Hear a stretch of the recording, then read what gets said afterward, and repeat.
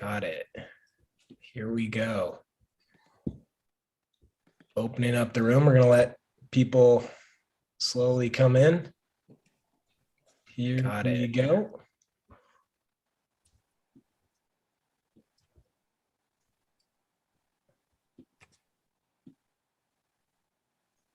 We're going to have a packed room tonight. Awesome. That should be fun.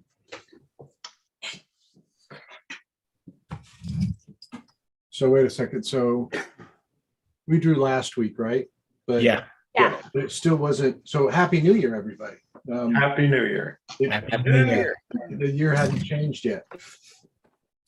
Hopefully no one's feeling sick.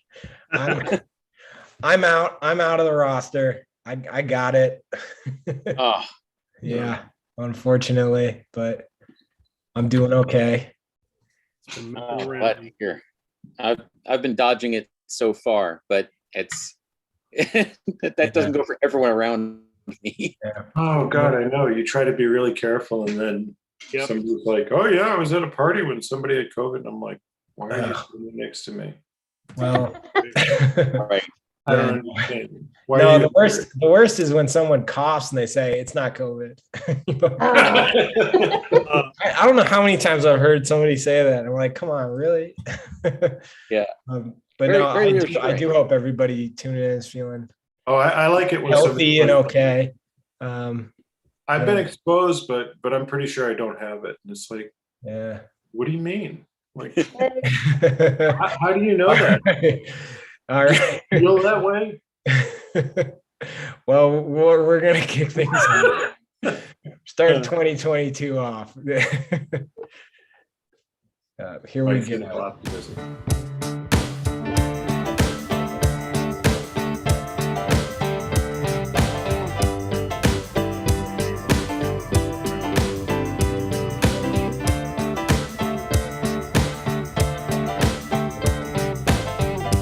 Illustration, isolation, illustration, isolation. Okay. Yeah, I think I got it from Dale last week. That's my thought from Zoom.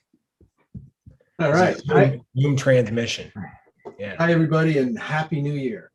Thanks for joining us tonight. We're going to have a full load of people on the screen, on the grid.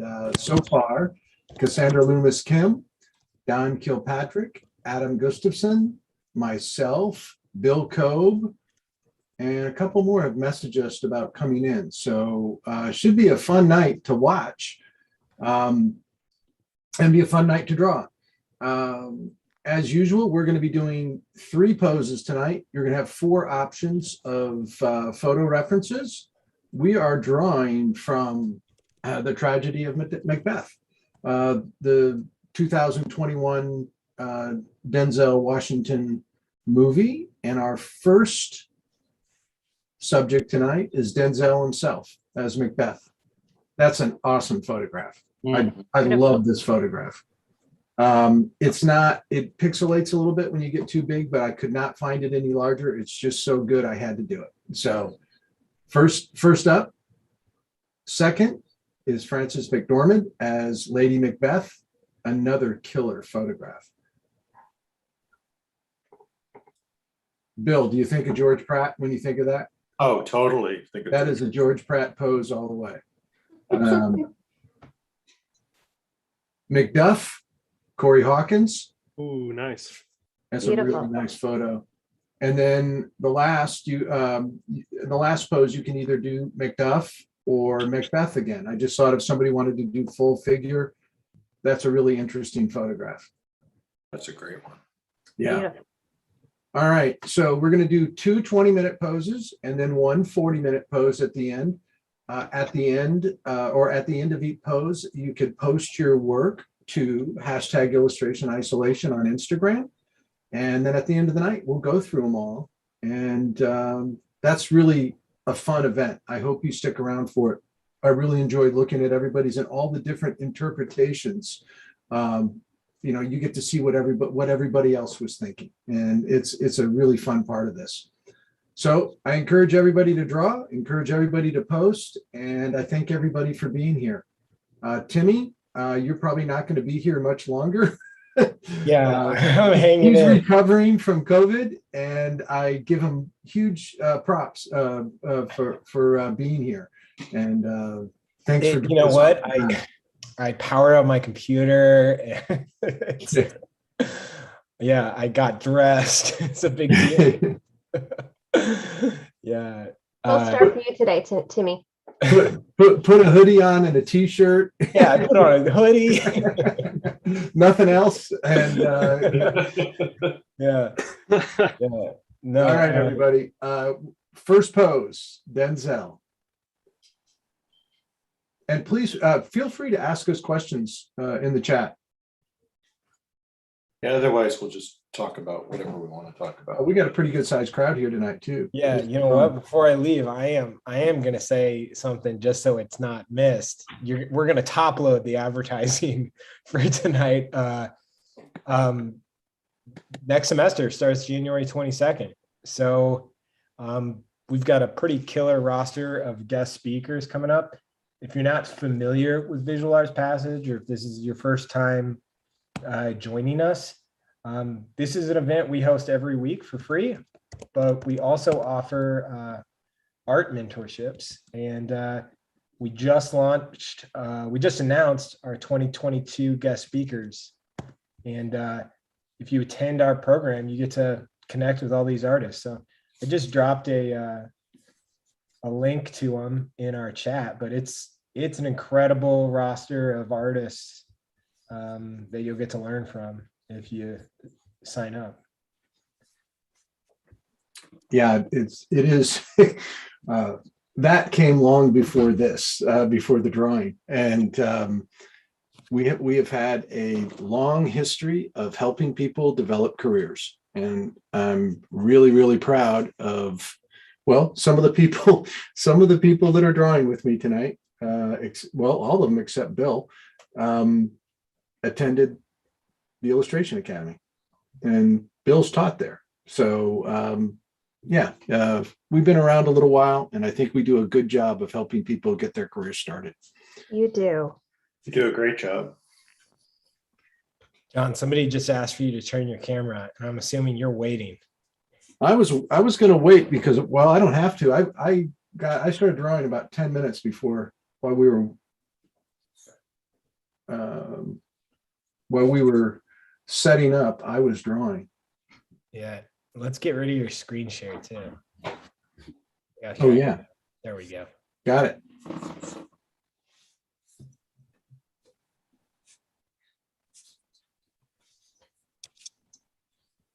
If this is your first time joining us, you can grab our photo reference here. I'm going to drop the link to it in the chat. There we go. Grab the photos there and be sure to draw along. Bill, how many times have you drawn Denzel? Oh God, so many. I don't know, a lot. Twice today. I was going to say, this isn't even my first time today drawing Denzel. Yeah, I've drawn him a lot. I think I've drawn him 4 or 5 times. Yeah, he's got a great face. He's got a great shape to his head. Yeah, And that's, well, he's a heck of an actor too. I like him. yeah. Did you ever see Training Day? Yes, My God, that a long time ago, but I saw it. I need to see What that a again. trick that movie is,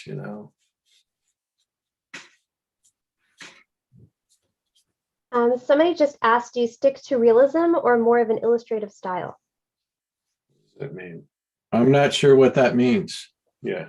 Um, Can when you you ask-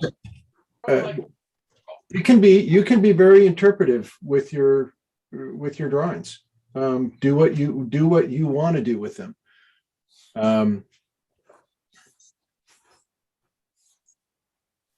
I think that answers the question. And then Jeff asked, with extreme shading in these poses, are there specific ways one approaches this kind of illustration? Yeah, I I usually go from like the middle or dark on up, so I'm kind of right now I'm massing in the large shapes. I love high contrast images because it gives me an idea of shape language early on, and then it's just really adjusting that as I go, and I get, finer and finer with those shapes. I don't know if that I just thinking about that. I don't know if this is making sense to anyone, but that's how I approach it. That's how I approach it. Makes sense. That was the answer that was in my head. It wasn't eloquent in my head, so I'm glad you said it before it came out of my face. Out of your face. Yeah. Oh man. It's hilarious. Adam, how are you doing? It's good to have you here. Thank you. It's really nice to be here. This was a crazy semester. I can't tell if it's only been like 2 weeks since I was last here, or if it's been 5 years. Somewhere in between. Yeah. It felt like one or the other. It was, for those who teach, those semesters where like you go to do your final critiques and an assignment goes up and you suddenly go like, wait, that was just this semester? Yeah. I totally can relate. I'm about to sign off. Adam, are you a little bit far away from your microphone, maybe? Oh, I might be, or hang on, let me see about setting how this is set up. That's getting better. Yeah, whatever you Right, just but said, you sound better. That's just because I just moved where I just walked over towards where it actually is. Yeah, you might need it a little bit closer to you. Okay, I think I just changed it. Is that better? Yes. No. Whoa. No? It sounds a bit like a tin can. Well, I was going to say it's probably louder and poorer sound quality, Yeah, right? it sounds like a walkie-talkie. Yeah. Yeah. Hmm. Maybe I'll just yell more. Yeah. Well, I'm gonna go. See you, Timmy. Rest up. Yeah. You're feeling better, All right, man. everybody. Better. All I See you, can Timmy. say is I encourage everybody, please draw along, have fun tonight, and contribute and post your work. No worries here, Timmy. We got it. Yeah. Okay, is it gone yet? No. Yeah. Like mom and dad are leaving the house. The Don't worry, be Mom. I as got long it. as you want now that Timmy's gone. Back to that question about drawing with a realistically or an illustrative style. And I wasn't trying to be flip when I answered the question. It's like I think what you were asking is can you be interpretive? And yeah, please be interpretive. Absolutely. Those are our favorites. Speaking of interpretive, did any of you catch the Al Hirschfeld documentary that aired on Turner last night? Okay, Did so I not. started it. It's so good. It is so good. I was, you know what? Somebody on Facebook had posted about it, and I got a chance. I finally remembered, and I caught it last night. And I hadn't seen it in a long time, and it's really good. I highly recommend it. Man, like, what a fascinating guy. I mean, I've always loved his art, but just the amount of countries that he lived in for, like, he would just go somewhere for a year. yeah. And just, like, how cool. Hey, Yeah, Don, could you yeah. give a brief introduction to Al Hirschfeld of who he is or who Oh, he man. was? Yeah, I would say one of the most significant caricaturists of the past 100 years. He pretty much was the culture and arts page of the New York Times for 70 years. I mean, I can't remember who mentioned it to me, but someone had mentioned to me that, the day he passed away, he was nearly 100 years old when he passed away. I think it was like, correct me if I'm wrong, I think it was like 2003 or 2004 when he passed away, but he he had a job due the next morning, and his line quality is just, his stylization, what he could capture with the personalities that he was depicting on the stage were just, it's just amazing to look. It's a clinic just to look at his drawings, Oh, gosh, how it's so he's able good. to- yeah.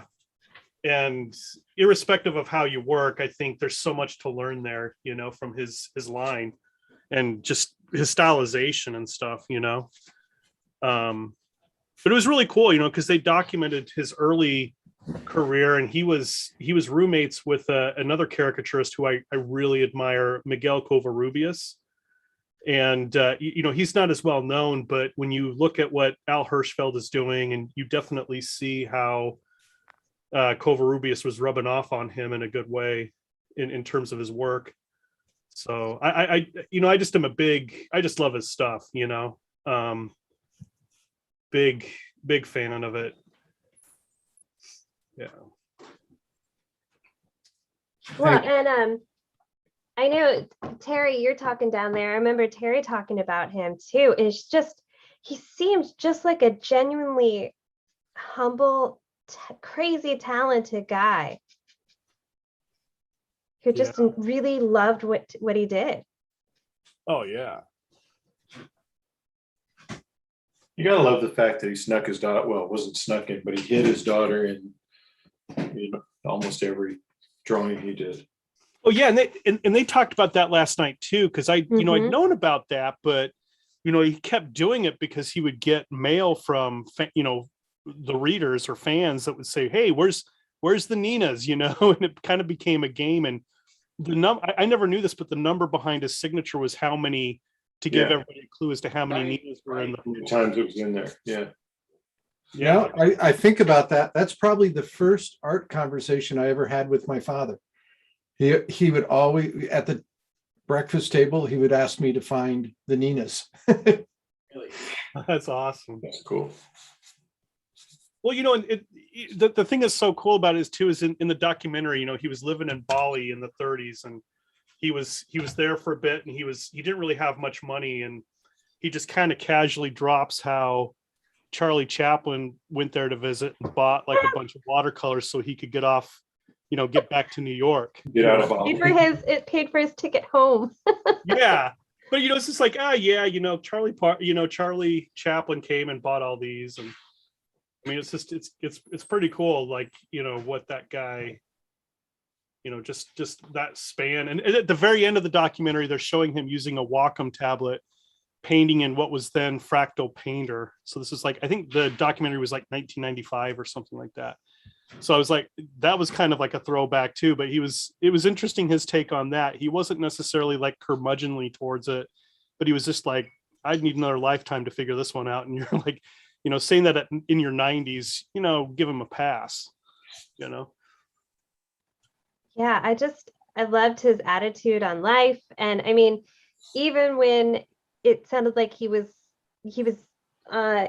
divorced, well, he was separated from his first wife and about to marry his second wife. And he was just like, oh, I don't remember if we're divorced. I'm just going to give her a call up. Hey, are we still married? Oh, we are? Okay, let's work on that divorce. And then, yeah, I'm going to get married. Like it was just so casual. Yeah.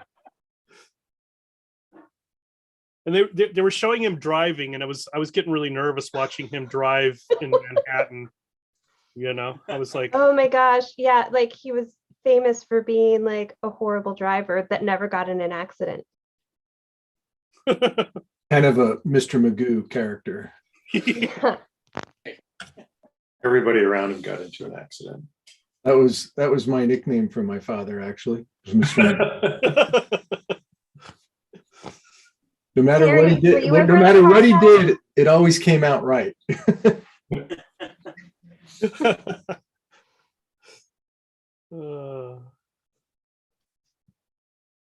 Yeah, I that's one of those people I wish I would have been able to meet. I think just the stories you'd get from that guy. Well, I asked Terry who was one of his favorite illustrators to meet, and he said Al Hirschfeld. Oh, that's awesome. Yeah.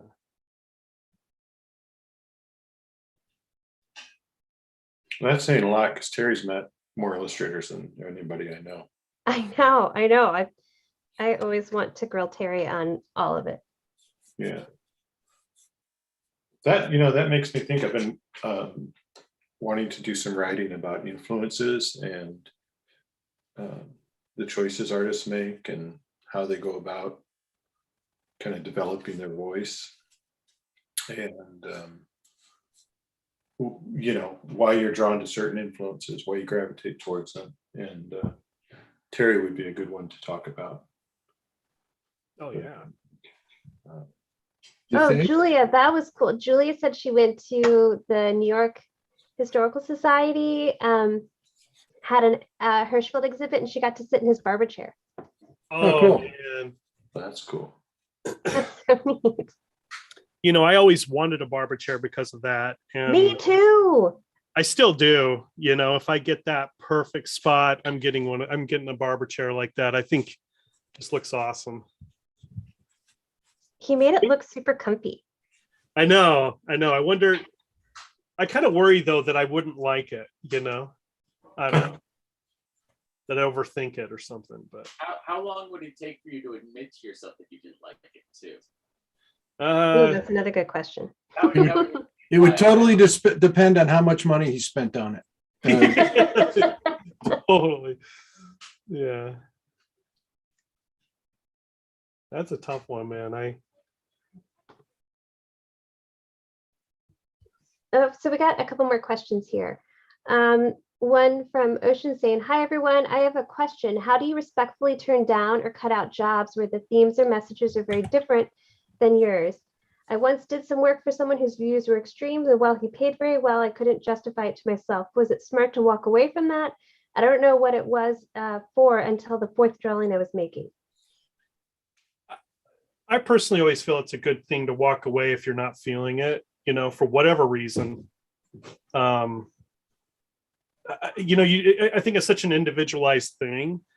I wouldn't necessarily judge somebody for taking the job. I wouldn't necessarily judge them from walking away, but you have to each person has their individual circumstances, right? And I think you have to make that call. And if your gut is telling you walk away, you should listen to it. I think, for me, it's that simple, but luckily stuff that comes my way, I've been pretty lucky lately, but in the past, when I've taken a job that I knew I shouldn't have taken, it's never really been this horror story, but it's never been really great. Right. Yeah, after one or two experiences like that, I learned to, and again, I've been lucky that people give me things that are at least, usually pretty appropriate. But I've had situations where I've had to just say that, I didn't think I was the right person for this, and that, they'd be better off finding someone who could do it justice. Well, and then sometimes I've had jobs that I've turned down, and then I've been like, and I'll recommend somebody else. I'll be like, oh, I think this person might be more in line with it if they're looking for suggestions, but I've never felt bad turning them down. I felt more bad. And the ones I've wished I turned down were more just deadlines that were hard to meet. Yeah. That's the only time that I ever was in that situation. There was nothing morally. I never did I never did anything for a tobacco company, which I have issues with, but I was never asked to. So I never had that problem. It wasn't it never posed itself as an issue. The only time I had to turn anything down was I was too busy with another project. Yeah. Yeah. Yeah, I've been lucky that way. I think for me, sometimes it's fighting that whole fear of missing out. And I'm able to better combat that now than I was even just, a couple of years back. And that was really hard. That's probably the most difficult thing for me, is that fear of missing out on something, oh, I missed that one shot, and I don't know. I'm a bigger believer now of there's many shots, keep working on your craft and keep trying to be a better artist, and I think if you feel good about something, if you go to bed and you don't feel like, oh man, I got screwed over, then I think that's a good thing, there's a lot of really great opportunities out there, in spite of challenges that are out there for everyone, right? This is my take. That's what I love about illustration, you know?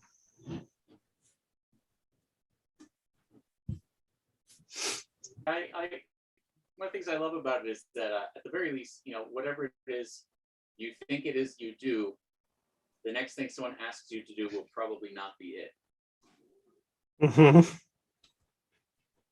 There's this constant, like the reason we're sitting around drawing right now, right? Keeping skills up is on the premise that at some point, someone will ask you to do something, and the only thing it will have to do with, you know, your previous experience is that it involves, you know, drawing or painting or. But Yeah. the world is full of, I really love that portrait you did. So I've got this project about a horse. Yeah, exactly. I don't think that ever goes away. Do you? I mean, I don't think so. And I think that the fear of missing out part also is that gets us the situation of like, I know how to draw lots of things now because I've almost never said no. just because I think when you're self-employed, you tend not to say no. But besides that, Yeah. I've squeezed all kinds of things into my schedule Yeah. just because they were there.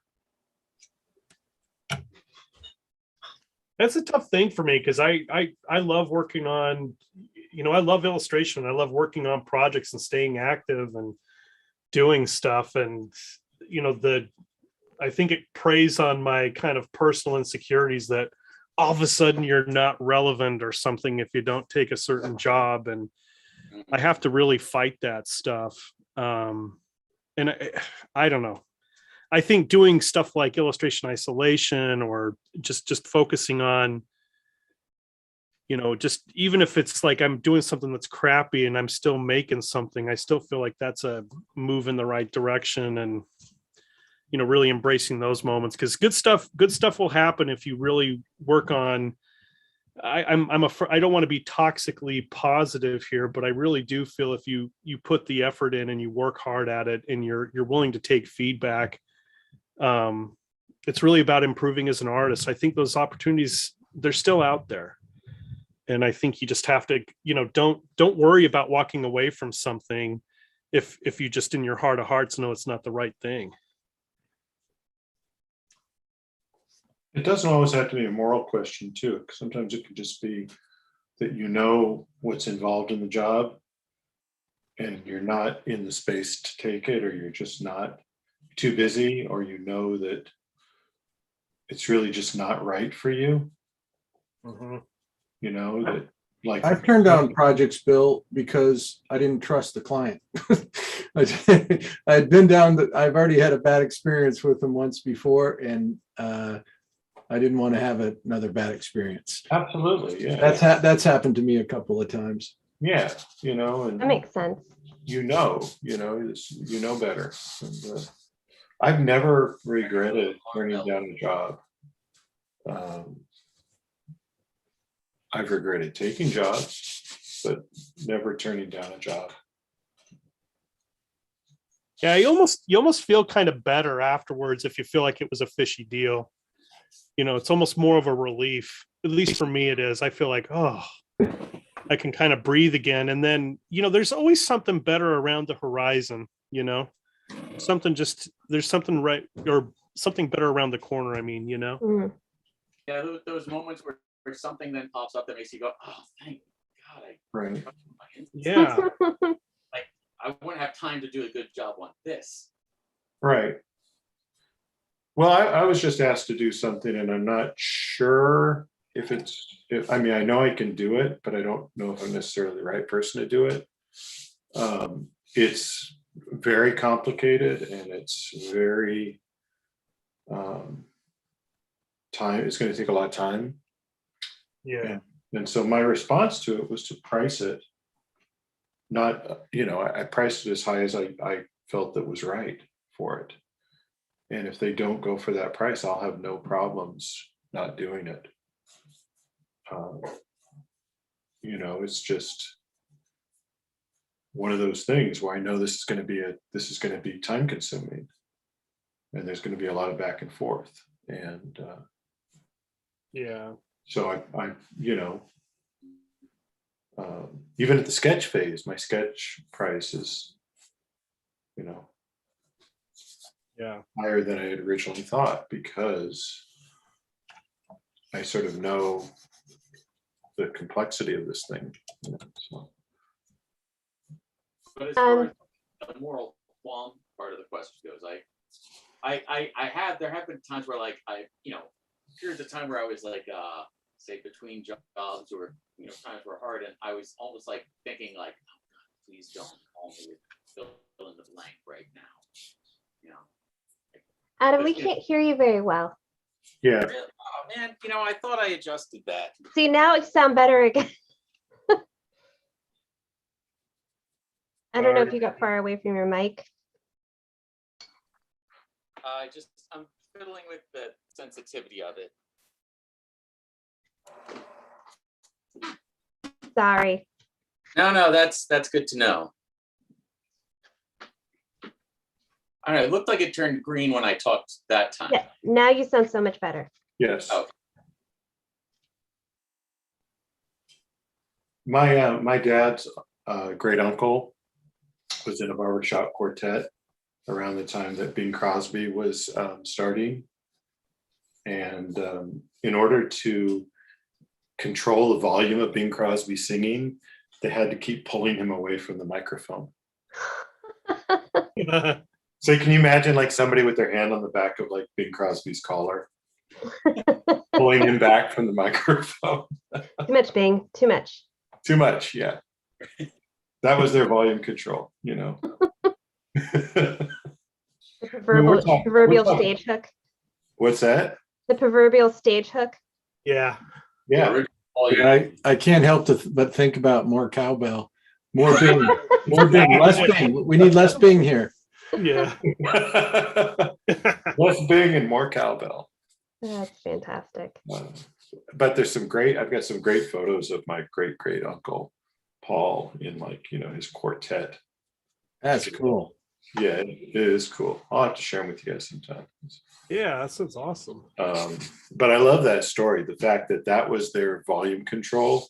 That was the engineer's job, is to keep Bing away from the mic. That's like such an inside moment thing. Like no one would have any idea that Bing sung too loud. Right. Was he successful at the time? I think it's like he was just starting out. This is in the early, this is in the 1920s.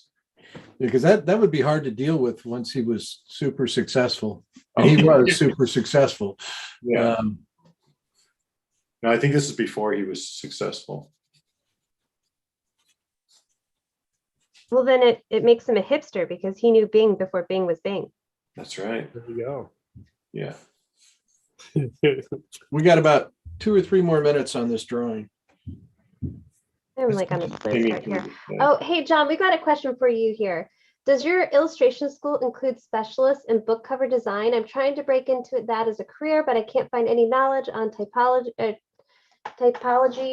or creating the correct dimensions, etc. Very much so. In our portfolio class that Dale Stefanos teaches, we have the students are actually kind of driving the assignments in that class. They're identifying who the art directors are they want to work for, who the companies they want to work for. And we do a lot of book work in there.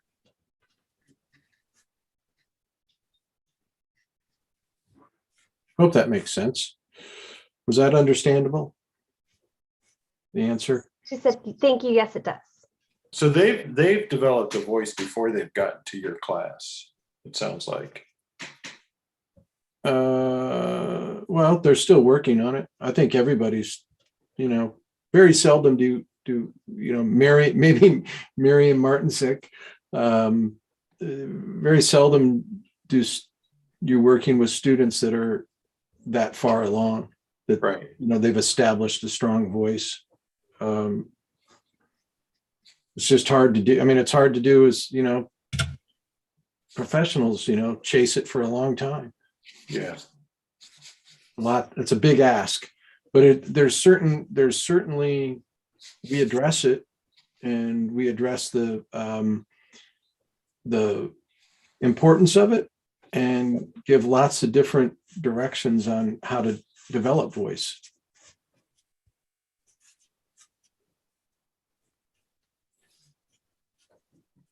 You know, the ability, this is my theory about an emerging illustrator or painter, artist in general. Your goal, your job is to become memorable to the people you want to work for. And to do that, the first thing you do is identify who those people are. What's your audience going to be? Right. And then you focus and develop a portfolio, a body of work that's aimed at those individuals. That also involves knowing your strengths and weaknesses too, right? Yeah, I think that, you know, for an artist to be honest with themselves and think and really dissect, analyze what they do, learning your strengths and weaknesses is very important. We were just talking about that earlier today, Bill. Yeah, absolutely. Well, I think this one looks more like Denzel than the one this morning. You know, that one, I granted the drawing that you didn't look much like Denzel, but it was just an awesome drawing. So just say it's somebody else. That's what I'm going to do. That's the plan. No, that's Peter O'Toole. What are you talking about, man? John, we got another question. Does your illustration course use traditional or digital mediums? We're totally non-biased to media, just like our instructors are. I mean, some work digitally, some work traditionally. Most are, it's a combination of. I think Ray's class coming up, right? Yep. Ray's what was it? Paint to Pixel. Yeah, Mhm. Looks like it's amazing. I It know. is. Man, I sat in on that class the first time you ran it. It is so good. I want to be a fly on that wall because that's like, yeah. Yeah, looks great. Just let me know, Cassandra, and you are in. Oh, thanks, man. I'll send you the link. Ooh. I gotta say, just from like these Thursday nights alone, I just paint better. So I love all of it. Yeah. All right. I think can we say we're done with pose one? No. No, I feel like this looks like more like Obi-Wan Kenobi than it does Denzel Washington. I don't know how that happened. Oh, that looks fantastic. Oh man, Adam, Yeah, Adam's like, you got that light perfect, man. Yeah, he nailed it. Okay, hold on. I'm gonna bounce around the room real quick here. I'm gonna start with Adam. on too. I'm gonna pin. Nice, really nice, Adam. I'll give you the George Pratt compliment, Adam. That's really nice. For you. Bill Cobe. Oops, I gotta get rid of Adam's pen. Hold on. Please don't make me be side by side with that. Yeah, we're all just gonna get smaller and smaller and back to where we were originally. Nice, Bill. Thank you. All right. I feel like he has kind of a Blade Runner vibe to him. It does. Yeah, I can see that. It's the collar, and plus I just saw the new one again the other day. Oh, nice, Cassandra. Yeah, it didn't end up looking like Denzel at all, but oh well. Well, you got the, you can always go back and make it look more like him. There we go. There we go. That's my theory anyway. I like it. I'm gonna go with it. Okay, so we're gonna go to Steve Hughes says we need to spotlight rather than pin if you're trying to share them larger. What? That's showing full screen, isn't it? Not for everybody. That's just for you. Oh wow, I'm enjoying it. I'm having a great time here. Hold on. All right, I'll do it again. Spotlight for everybody. There we go. Ooh, Oh, Don, that looks great. beautiful. Oh, thanks. I'm loving that purple ear. Thanks. Yeah. Yeah, that's great. Thanks. Trying to have some fun with it. Okay, Yeah. so I'm gonna bounce through that really quickly again, because there's some really good stuff in here. Back to Adam, that's really nice. So nice.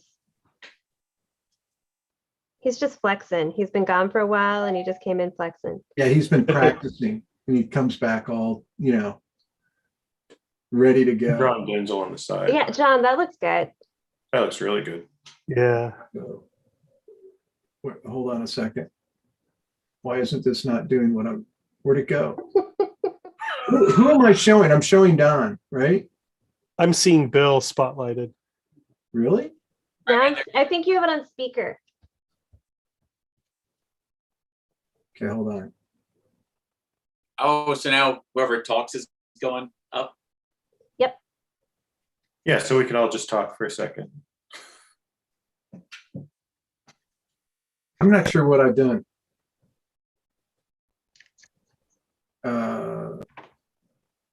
I can't. Okay, there's mine. Yes. Yeah, that looks awesome. That looks so good. Mhm. That light is really. It's good. kind of you- big. You got his expression perfect. Yeah. I think it's not, it's 20 inches tall. Dude. I'm just saying, you guys drawing in your sketchbook. Bill and I are drawing really big. Mine's only 14 inches tall, but we No. talked about that earlier. Hey guys, size doesn't matter, right? Only if you're Okay. compensating. Okay, so let's go. We're on to the next pose. We moved around on that one a long time.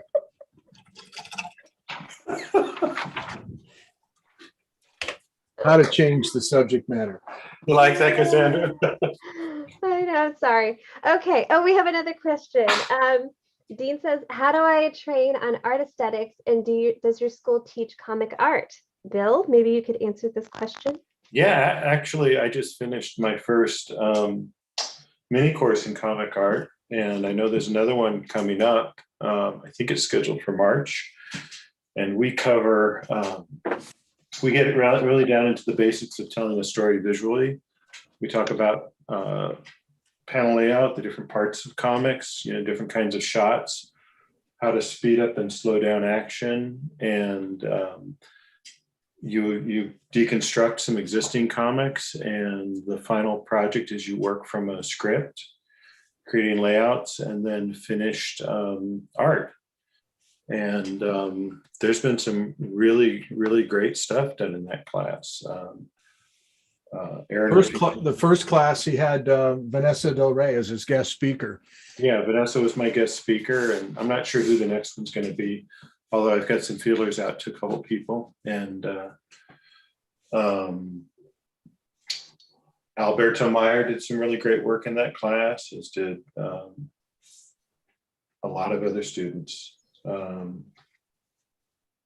Yeah, so it's a good class.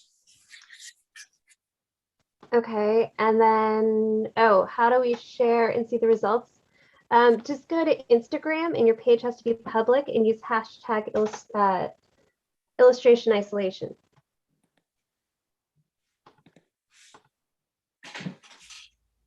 Cassandra, thanks for answering all these questions. Yeah, because I would have told him the wrong thing to do. So, To me feels really bad. And so I'm trying to make sure he's taken care of. Well, this so much is a George Pratt pose. I know, and I can't, that's all I can think about when I'm drawing this, and it's messing with me. I spoke with him for a long time today. Oh yeah. Yeah. I take it back yesterday. I talked with John Foster for a long time today. How are they both doing? George is doing great. He's in Texas. I was trying to get him to draw with us, but he doesn't have a studio. He's in Texas visiting his mother. Hmm. Oh, cool. At least that was his excuse for not drawing with us. Yeah. Can we call his mom and confirm that? Yeah. I Mom, think this is back me up, Mom. Back me up. Gosh, I'm still blown away by, I don't know, it's like 6 to 8 months ago, he posted this like figure drawing that he drew with both hands at the same time. Yeah. Ugh. So good. Yeah. Actually, I gotta try that again. I did that a couple weeks ago.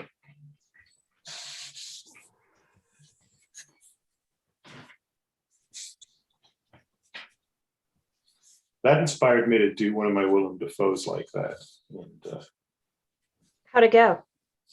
I thought it went pretty well. It was one of my favorite drawings from that night. It went really well. Thanks. Yeah. It's really impressive. But I mean, I can't like it's alternating, I can't like. Yeah. I can't even think about at the same time. I don't know. Yeah, it's because you kind of almost do like a mirror image thing. Mm-hmm.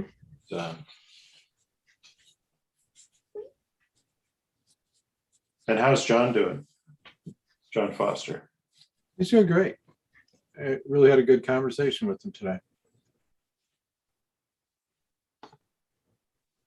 He's still not quite used to Florida, being in Florida. He's dealing with that. But other than that, he's doing pretty well. That's good. He's John and I actually grew up just a few miles away from each other that we discovered later on, both in kind of central or south central Connecticut. And John's a New England guy, and Florida's kind of a different. Oh, wow. That is definitely a very different. I mean, just even weather, that's got to throw you off. Yeah. Well, I feel that way about North Carolina at times. John, it goes a little bit deeper than the weather for John. I would imagine so. I was trying to keep it safe and just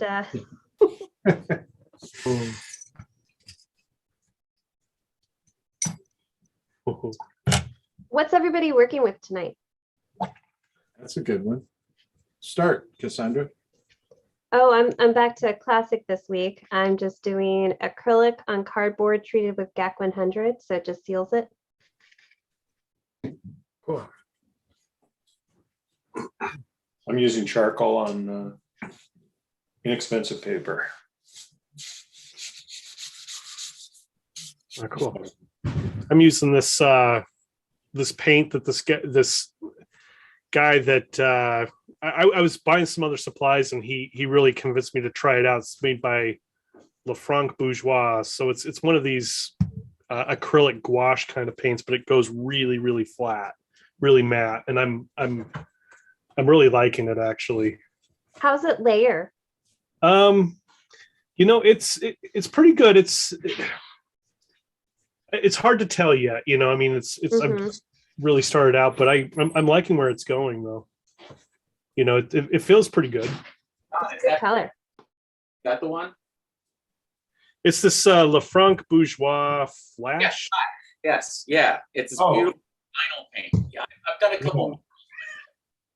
It really is like, it's like velvet as a paint. Yeah, it's got this interesting tooth to it that I'm liking.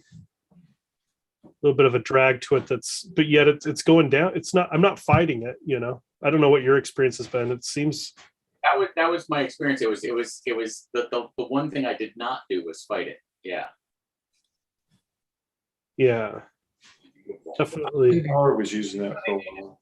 So I've been using jars for really large scale work, and so I found out they had tubes now, so I have to go fix them up. Yeah. Adam, what are you using tonight? Right now, Who was that? Don? I think she said Adam, right? Yeah. Okay. I'm right now I'm fiddling with charcoal and pencil and pastel, and I've got some white gouache I might work out on this one. On this Hahnemühle like laid paper. It's really pretty. So kind of paper that if I bought it when I was in college, I would still have it because I would be sure that I'd have to wait until I drew well enough to draw on it.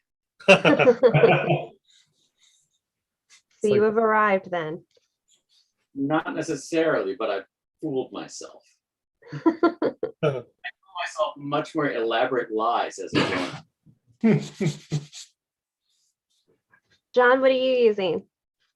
I'm just drawing with new pastel on kind of a smoother paper tonight. I've been drawing on paper that had more grit recently because I ran out of my favorite paper, but Timmy surprised me with a big pile of paper a few weeks ago. Is this Illustration Academy paper? Yeah, he found some at the printing company. Awesome. Nice. I like that paper.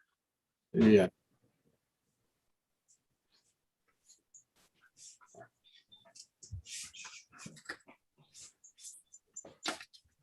Don, is the paint you're using, is it expensive? It is a little bit. Yeah. I mean, it's a little bit more than what I don't know if I'll use it often, you know? Mm-hmm. I think out of all the acrylic gouache stuff, I think the Liquitex is probably the least expensive. Mm-hmm. It seems a little bit more like it's economic, you know, in terms of, you know, the whole thing. But yeah, it's you know, you're looking at like, you know, when you go to Blick, they're always giving you like a discount or whatever, but it's like around $10. So it's not cheap, but it's not, Mm-hmm. you know, you get a bit, you get a lot for that amount though. I mean, these tubes are pretty big and Yeah, that's a good size tube for sure. Yeah. Is that what, like 2 ounces? yeah, 2.7.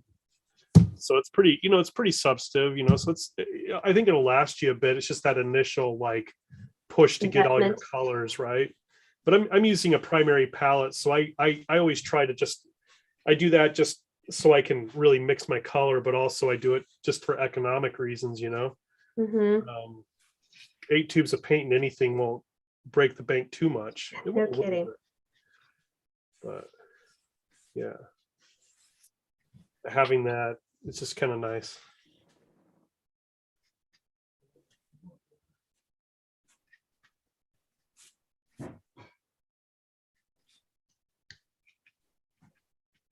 Adam, I loved your fat pigeon. Thanks. My pudgeon. Yeah, your pigeon. Thanks. I've seen like pigeons like that around New York. Oh, right. There's somewhere you just look at them and like, how? Like, did you have to grow new feathers to do that? Like Like the godfather of pigeons. run out of covering at some point in the real estate expansion. Is that the pigeon you have to ask for a favor before you can sit in the park?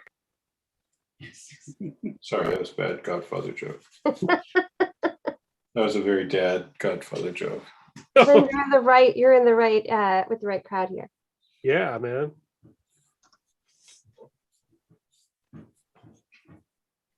If you can't make a dad joke here, where can you? No, it's a safe zone for that.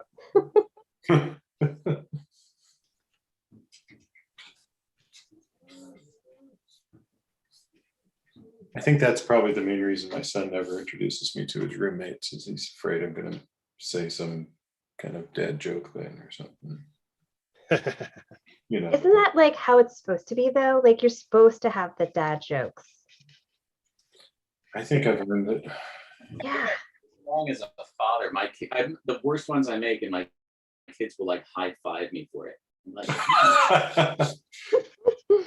There was a thing I saw on YouTube a few years ago. It was these two guys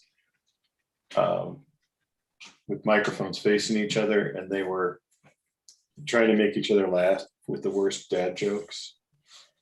And you know, a little bell would go off to count off. It was good. It was good. It was so bad it was good, you know. That's awesome.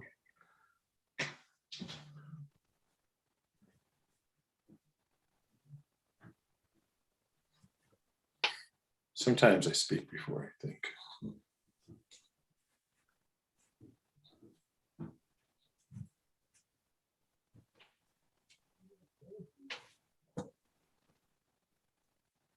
Hey, John, we have a good question for you here. Sure.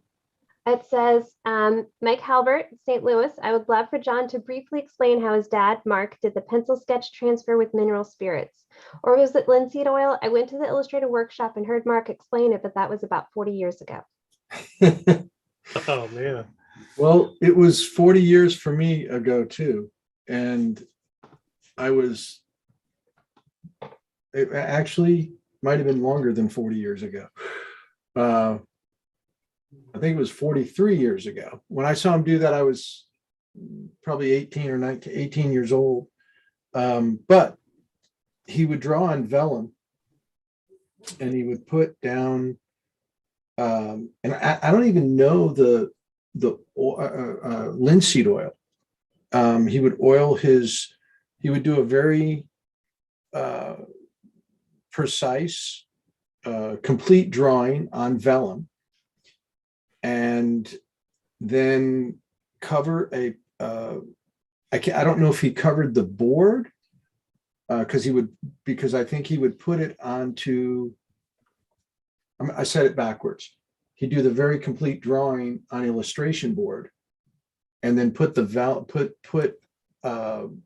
linseed oil over the whole thing, and then put a piece of vellum on top of it and burnish it really hardly, and it would make a transfer. And the drawing would be, and again, I think it could work either, and I'm not completely positive if it was the vellum which the first drawing was on. Now, I could investigate it because I own one of them. Oh, that's cool. I could look but a lot of times my dad would take like vellum drawings and have them mounted to a hard surface. So it might be pretty well disguised. Dang. Great process though. It was like making a monotype, Yeah. but he could do it, he didn't require a press, and he could pretty much do it anywhere, if he was. And actually, one of the reasons I remember it is it was during the illustrators workshop, which was held in Tarrytown. And I don't know if that's where they attended, in Tarrytown, New York, but we had left the New England area and we're living in Kansas City, and we were renting a house in Westport for the summer. And that's when I saw him do that. He was doing it for Project for Sports Illustrated. And he was using the studio, which obviously didn't have a press, in a house he was renting. So we just figured that out. Yeah, he just, I don't know what made him go there, but he went there. Is that the one with the rodeo images? Yeah, he did bullfighting that way, and he did a bunch of rodeo images that way. That's so cool. And he was trying to come up with a technique that showed a lot of motion, that had a lot of loose edge, had a lot of uncontrollable edges. And that certainly did it. Oh my gosh, that would be perfect for that. Was it a charcoal drawing or a pencil drawing? It was a combination of graphite and charcoal. Wow.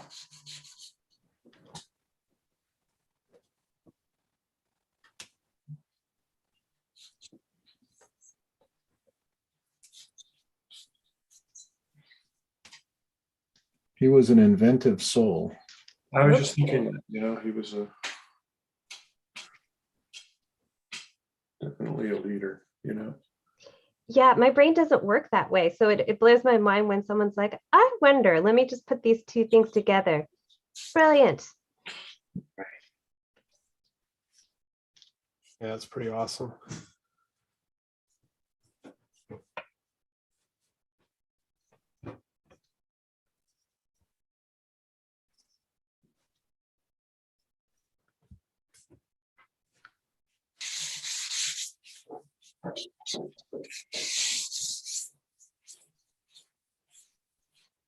I've come to the conclusion I'm not going to get very far with this drawing. Yeah, this one's a tough one. Yeah. I thought she'd be easier than she is. Mhm. Those upturned noses are always, they're like that. Yeah. And it's a slightly upturned chin, not a significant. So it's yeah, it's like little details.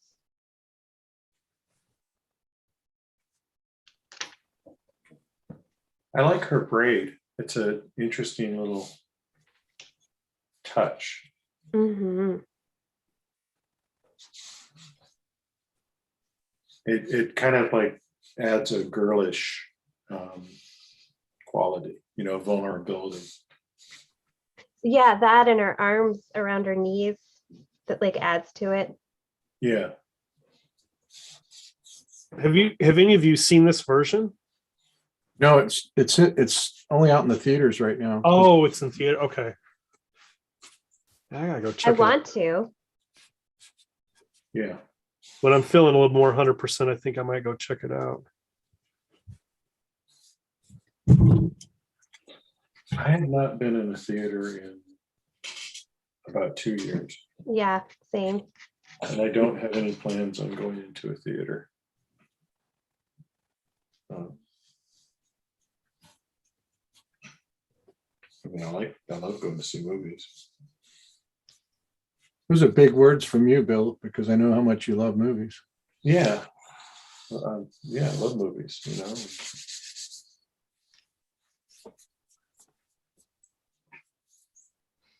So Mike wants to know, was it graphite or charcoal? But you were saying it was a bit of both, right? Yeah, I think most of it was graphite. And he would use, I draw with these all the time, and you can use compressed hard charcoal to do that. And I draw with graphite sticks, the square, they're just the same shape as like new pastels and about the same size. And then compressed charcoal. And he used a combination of both. And would he then let it dry, or would he start working on it after he's like burnished it up? So depends. Sometimes he would paint back into them. Sometimes he would, they would be just pure drawings. That's cool. The thing he did, one of my favorite drawings he ever did was that John Denver album cover of John Denver. Yes, that's such a beautiful piece. And it was done that way. Oh, was it? Yeah. If you look at it, it's got like bubbles and stuff in it. It's really, really loose, but very controlled in areas. Yeah, that's what I love about it. It's cool. Oh, Victoria says that it's going to be on Apple TV January 12th. Oh, great. That'd be perfect. Oh, good. Another reason for me to get Apple TV. Like the bullet. Might as well. I've got I'm a sucker for all those streaming services.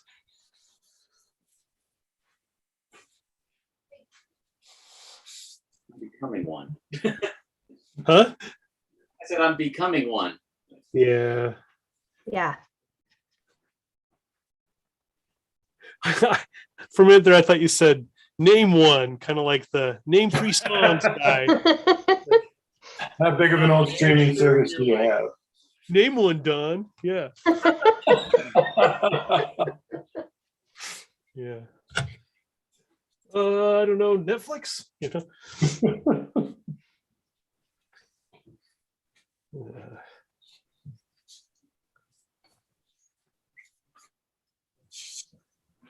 I watched that docudrama on Lucille Ball. Oh, I've heard that's good.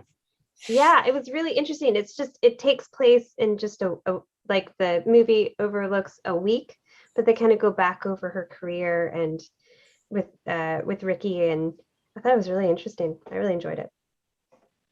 I watched that. I liked it. Now, wasn't that Nicole Kidman? Mm-hmm. Yep. And Javier.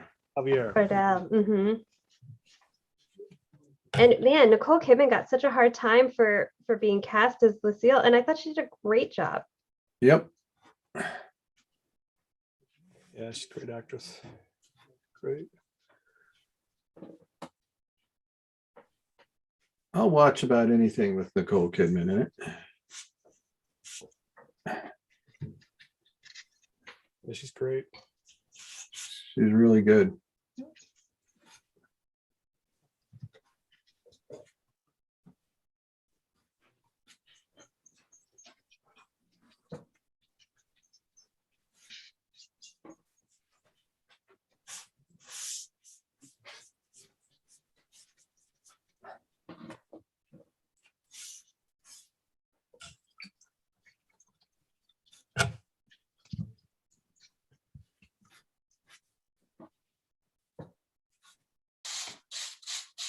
Lighting.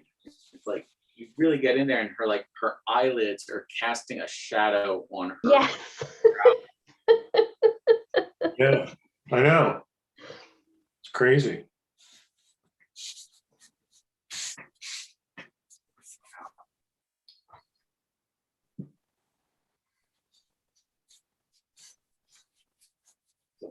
Amazing phenomenon.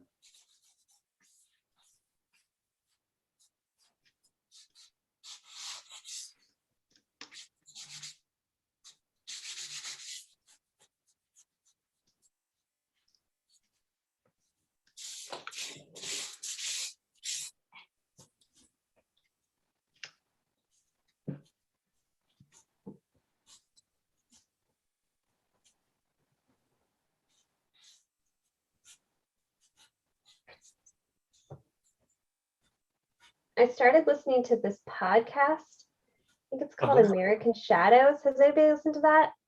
No, gotta check it out. It's like these, I think they're like 20 to 30 minutes each or something, but each one is a different story in history that's kind of gotten forgotten. That's either like, that's just a little different, or just people have somehow just not like brought much attention to it. But like it's crazy stories like in oh gosh, where was it? Was it Boston? I'm not positive on that, but they had like tons of molasses, and Yes. it released the molasses into the streets, and it was like this huge catastrophe, and like someone had been saying for a long time it was going to happen. Huh.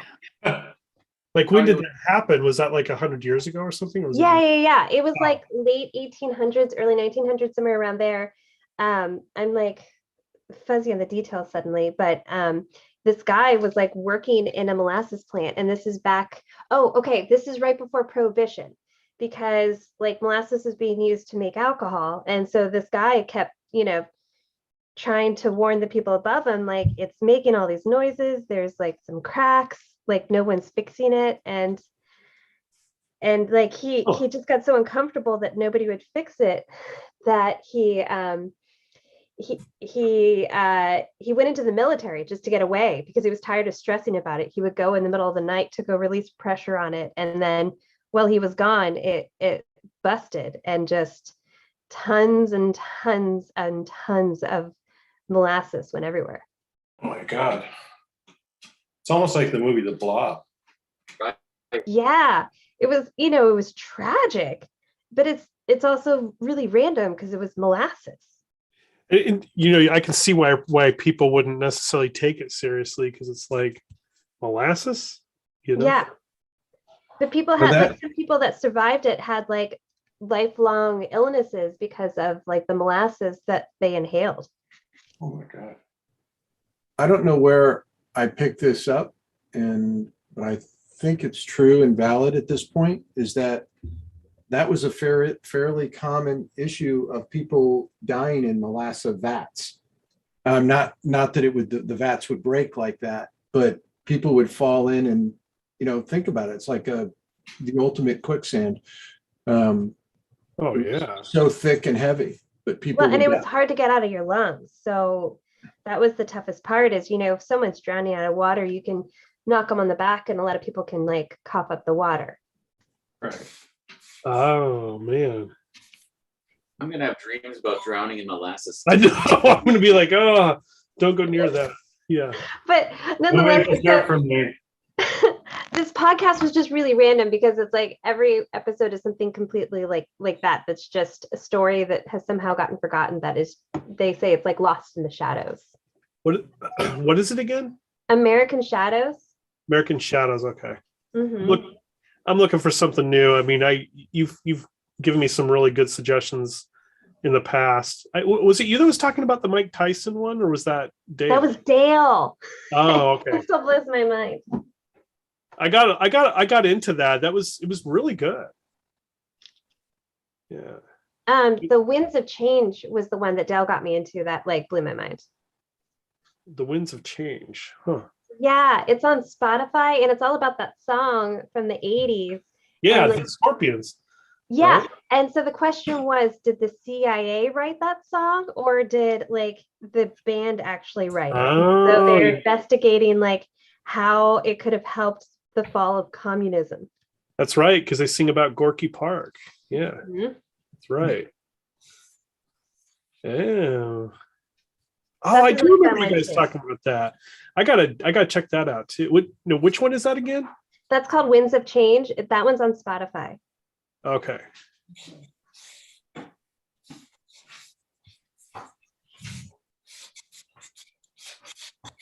I gotta check them out.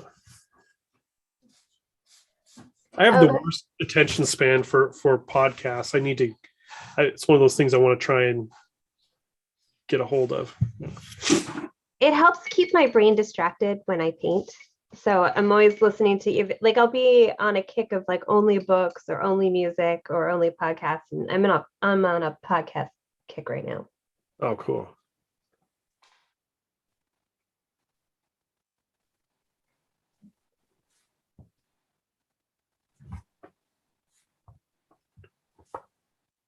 Oh, that's fun. Kathleen is talking about the Turner Classic Movies podcast called The Plot Thickens. And she says this past season was 12 episodes about Lucy and Desi. And it was so interesting. I didn't know that Desi Lewis Studios was bought by a company that became Paramount. Also, Lucille Ball is responsible for the production of two iconic series that Desilu board didn't want to produce. Lucy overrode them and went ahead. One was Mission Impossible and the other was Star Trek. Oh, that's right. Yeah, I did know about Star Trek, but I didn't know that about Mission Impossible. Dang. That's awesome. You should love Lucy even more.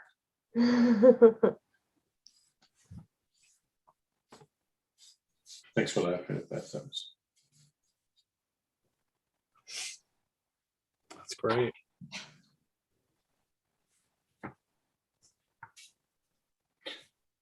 feel like I need to seal this drawing and then put like another layer of gray on top of it to get those midtones. Oh, cool. What would you seal it with? That's what I was just going to ask. Yeah. I don't know. I'd probably spray it with just a light spray fixative of some kind. Oh, okay. And then put a coat of matte medium on top of that. Like a workable fixative? Yeah. Or even not a workable fixative. Any kind of thing, and then put the matte medium on top of it, and then that creates a surface that you can work on too. Oh, it's gotta be. Who whispered just now? I don't know. I was I was like, wait a minute, did I hear something? Who Is created that Adam? My teenager just brought me a beer. I was like, that was. I was like, oh my gosh. Did somebody sneak into the panel? You know, it's like, yeah. It's the ghost panelist.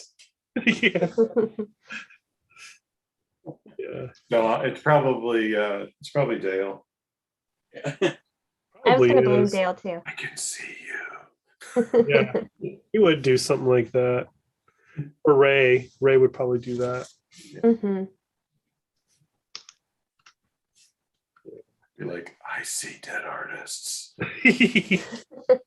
Somebody says Adam's microphone is haunted. It is haunted. Oh, that's definitely true. I can believe that.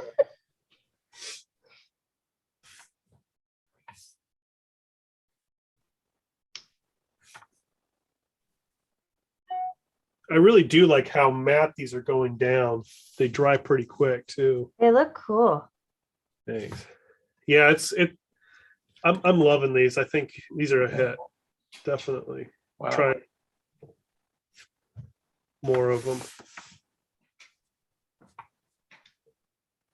You know, I really like the Holbein acrylic gouache, but the tubes are so dang small. Mm. And I burn through them like crazy. I just need more paint. And I have not been able to, and I've looked, I've been trying to find, is there, I've gone online, I've looked locally. There's no really large tubes of that stuff. It's so funny because their acrylic tubes are big. Yeah. Oh, Holbein, that is? Yeah. Yeah. Oh, okay. I thought their regular acrylic was big. So it's weird that to me that their gouache is like small tubes. Yeah, that's weird. It's funny. I just went out and splurged on a bunch of those 50-cent craft paint bottles. Another great, if you want to try this kind of effect too, if you guys know Andy Espinosa? Yeah. Yeah. Mhm. So he turned me to, when he was here in Detroit for a while, a few years ago, he turned me to Blick has these matte acrylics that are essentially like the economy version of the acrylic gouache. They're really good. I intermix them with some of this stuff sometimes, and I can't really tell the difference, to be honest with you. But if you're looking for a really cost-effective way to get into it and try it out, that's what I'd recommend. I kind of forgot about them until I was like tidying up in my studio the other day, because it was absolute disaster in here. Haven't really done anything in here with it since before the holidays. I got another question for y'all. Okay. What's your best advice for when you don't like your artwork, but you really like your idea?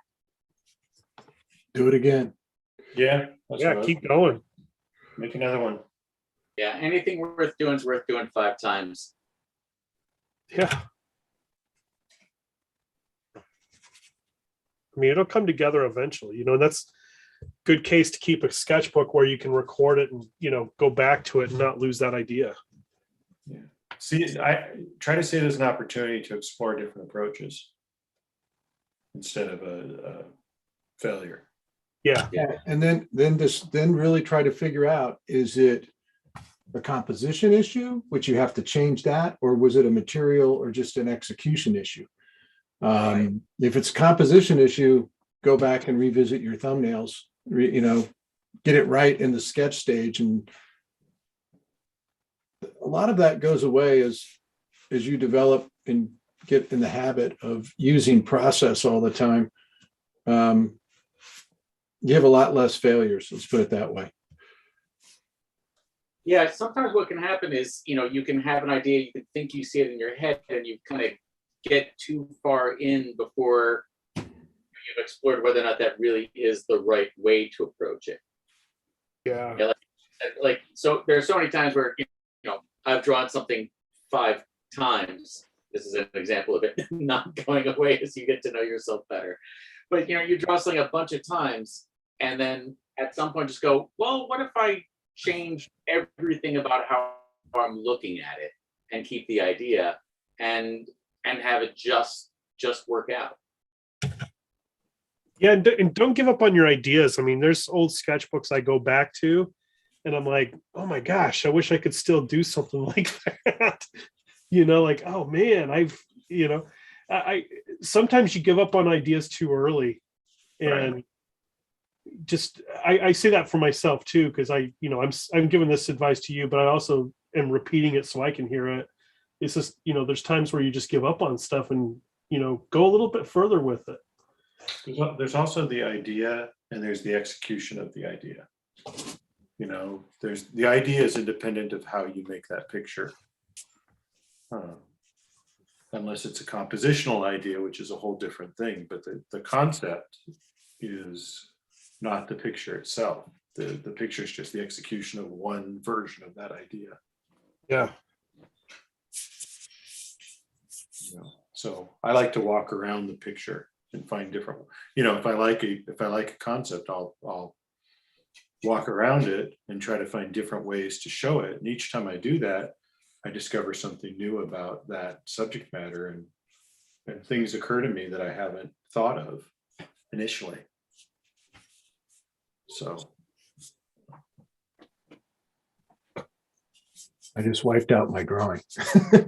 I noticed that it was a beautiful drawing too. Well, I think it's going to be better this way. Sometimes you got to let it go. Yeah, Yeah. that's true. This may not have been the time, but I like the difference of the smoothness of the flesh. And I thought I could gracefully come back in here.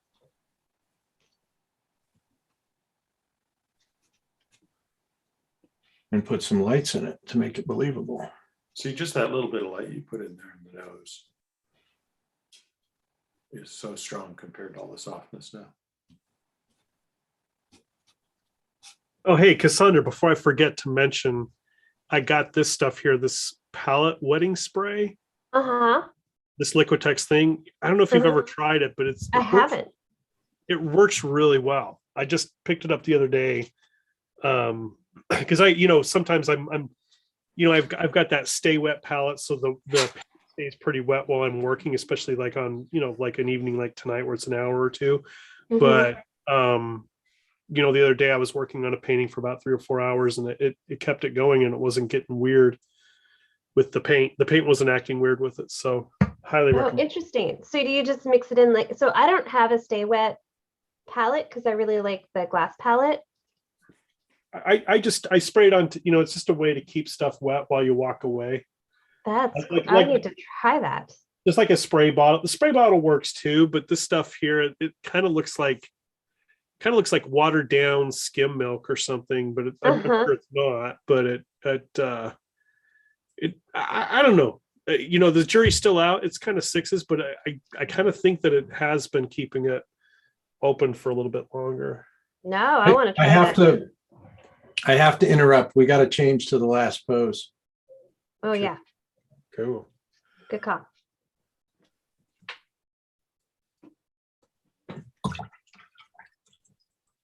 Plus, I was just realizing how much work I got to do on this drawing.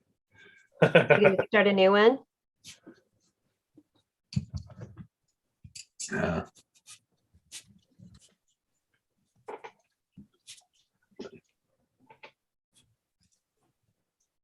I want to add a little more highlight to this, and then I'll move on to the next one.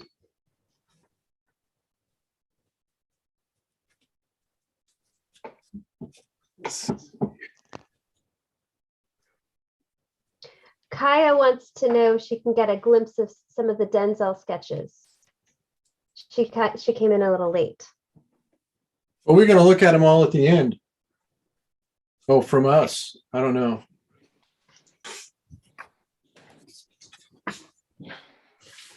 Here you go. There, nice, Don. Thanks.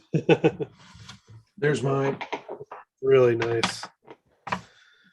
Here's Here you go, Kaya. There you go. here's mine from earlier today. We good? Yep. And then Don, one more time, what was that? Liquitex, is it stay wet? Is that what you said? Oh, the palette? Yeah. The palette. I've got the Masterson Stay Wet palette. It's like, Or no, the the spray. oh, the spray. I'll hold it up to the camera here. It's this Liquitex acrylic medium. It's called Palette Wetting Spray. Palette wetting spray. Okay. Yeah, so it comes in a bottle just like this, and you just like a normal spray bottle while you're trying to keep your acrylics wet, or keep them open, as they say.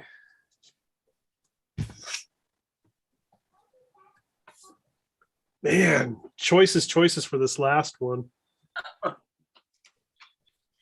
These are both amazing. I know, they're really cool. I don't know if I can do another rendering tonight. That's Yeah, I think I'm going to do the last one here. I just love that pose. I mean, I don't know. It's like a sculpture. It looks like a bronze statue. It's cool. Yeah, it really does. Yeah. Hey, Don, were you here when we went to the Nelson with Brad Holland? Yeah, that was pretty awesome. That's what that photo reminded me of when I saw it. Him sitting on the stairs with all the students around him, and he's Oh yeah, yeah. That was so cool. It's funny. Yeah, you show say it. that. Go ahead. Oh no, go ahead. I was gonna say, it's funny you say that because when I first saw this, I thought it looked like a Brad Holland painting. Yeah, that's great. Yeah, no, that was a great moment for sure. You know, having checking out all his sketchbooks and stuff. That was awesome. It was okay. Yeah. That code for awesome.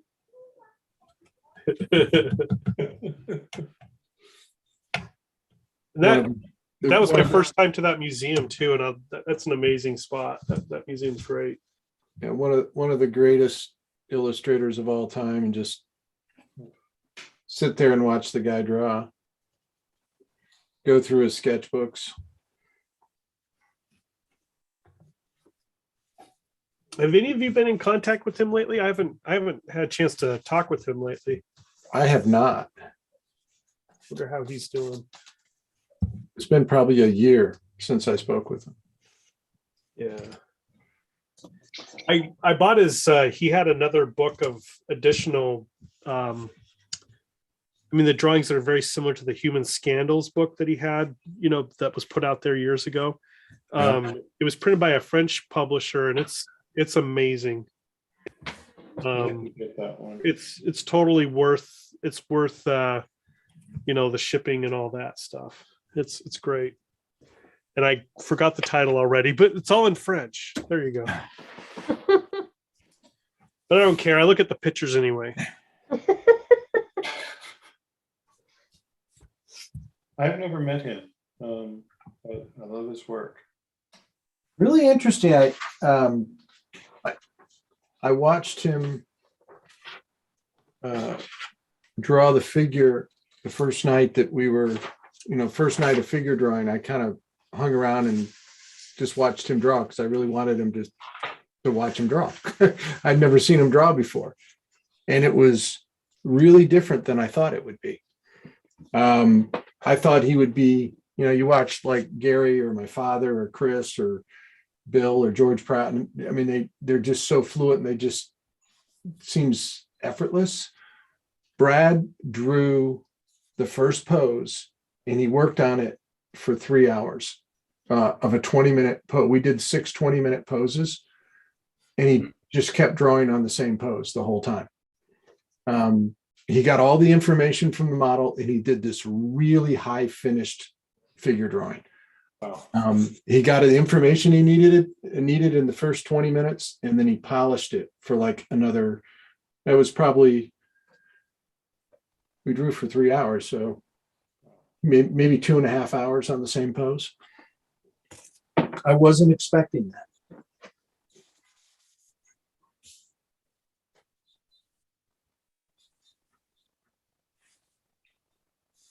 That's tenacious. Like, he will finish it. He will get it done. Everybody else is walking away. Yeah. It was stunning what he did. I It was bet. really beautiful. Looked like a finished Brad Holland, painting. Mm. What was that? What was the sketchbook that he was drawing in? Those things were really cool. He had oh gosh, I think he had one of those New York Central sketchbooks, which, oh gosh, I don't recall off the top of my head the type of paper, but if anybody's interested, just shoot me a line. They would have these sketchbooks handmade by some gentleman in Long Island, and that was one of my things I would do when I go to New York, was to buy. He kind of turned me to him, and I would buy those each time I was in New York. I made it a point to go to New York Central. They're no longer around, but there's this place that's there's a guy out of all places out of Poland that makes sketchbooks. If you want to go that real, like let's say you're planning a trip somewhere exotic, I would recommend getting a sketchbook from this guy out of Poland. It's Kowal sketchbooks, really similar quality. Sketchbook, I did a lot of my Japanese, my trip to Tokyo. I made it a point to get that sketchbook from this guy out of Poland, but it was very similar quality that he was using there. Gosh, I'd like to say the paper was like a Hammer Mill product, but if you guys message me, I'll send you the info. I finally found out what it was, the paper. Had a beautiful, like, I think it was like perfect bound, and had this like beautiful cover. Like Yeah. a beautiful like hard linen cover on it. Yeah. Those are great. They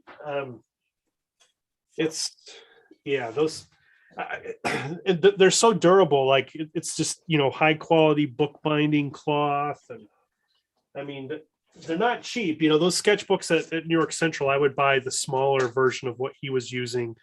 And those were like $30-$40, but the paper in it was just best stuff I've ever used.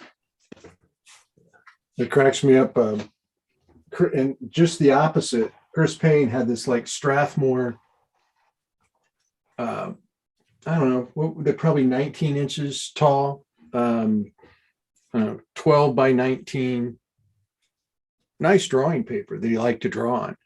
But then he, in the sketchbook, out of the like 48 pages that are in this spiral sketchbook that cost $12 or something, he had like all 48 pages with a Chris Payne painting in it. They were all still on the spiral.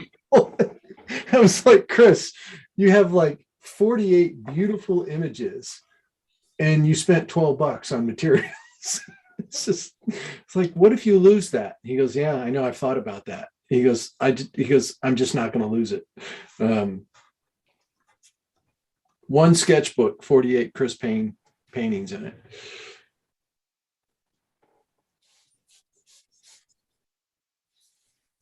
Well, that's like the little books he uses when he draws with us, they're the smaller. Oh, it's the same. It's the same thing. And, Yeah. he just keeps them in the spirals most of the time. Yeah. And he makes these beautiful Chris Payne paintings or whatever. I know. I remember like first seeing that, I'm like, what is this magic paper he's using? It must be magic paper.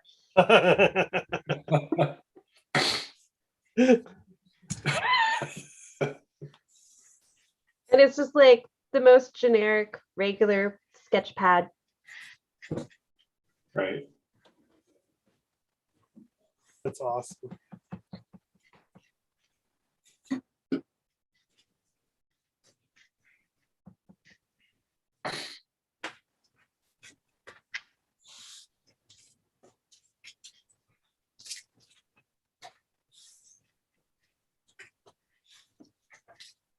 I mean, that's the thing with this stuff too, is it's like, once you get your heart set on a certain sketchbook or paper or whatever art supply, guaranteed they're going to stop making it. Well, Don, didn't you make your own? I did for a bit, and I was putting, I learned how to do like a Copic stitch or Coptic stitch sketchbook where you can kind of see the whole thread on the spine. And I was using Reeves BFK for those. And man, painting on Reeves BFK, especially if you love doing washes, it's a printmaking paper, but it's really great to draw and paint on. I love that stuff. I need to write that down. Okay. Yeah. I'm going to finish my story here. Sorry. I love that you have that one.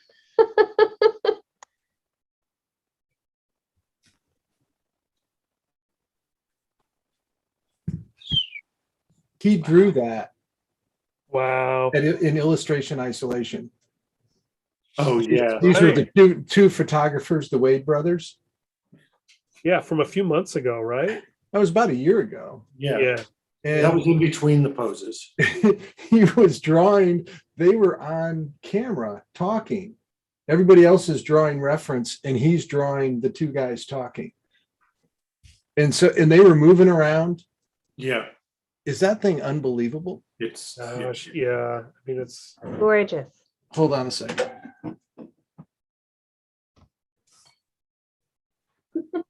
yeah. I hate the guy. But you love what he does, right? Absolutely. Yeah, I remember that night too. And Yeah. But he tore it out. You can see he tore it out of that Strathmore paper, on spiral. yeah. He probably had, 47 other images in there. Well, yeah, my husband for my birthday, he bought me one of Chris's ones, and it still has like from The pulling it out of the perforation? sketchbook, just like that. Yeah. oh wow. That was in my Chris Payne collection. How many Chris Payne pieces do you have? 7. Dang. I have my the first one I got, I traded with him. He did a Rolling Stone story on Bruce Springsteen. And I got one of the Bruce Springsteens he did for Rolling Stone. Oh. Wow. Unbelievable. Is it the classroom one? Or No. was it- Now, this was just a story on him. It was, he did like 3 poses of him. And the thing is gorgeous. And then I got a portrait of me and a portrait of my father. That one. And then he did I love this. Chris did this. He did my dad was traveling and was in London, and somebody took a picture of him and posted it. The people he was traveling with posted it on Instagram. And it was my dad sitting on this bench with a umbrella by his side. And Chris did a painting of it and sent it to me. Cool. Said Merry Christmas. I was like, Oh, unbelievable. ugh, That's awesome. Yeah. I treasure that. Yeah. understandably. Yeah, that's all. I would question you if you didn't.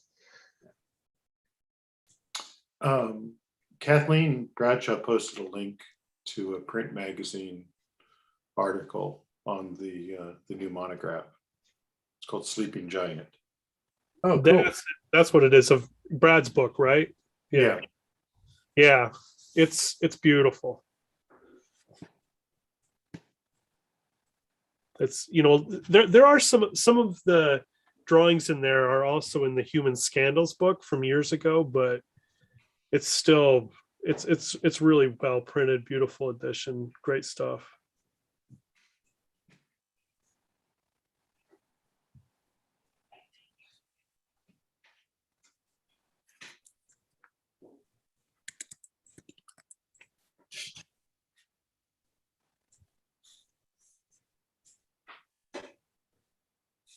Chris has been remodeling his studio, and he sent me a bunch of reference for the original Great Expectations movie. Oh, cool. What was it? It's Keane, the director, and we're going to be doing that here in a couple of weeks as soon as Chris is back with his studio. Oh, that'll be fun. The reference is unbelievable.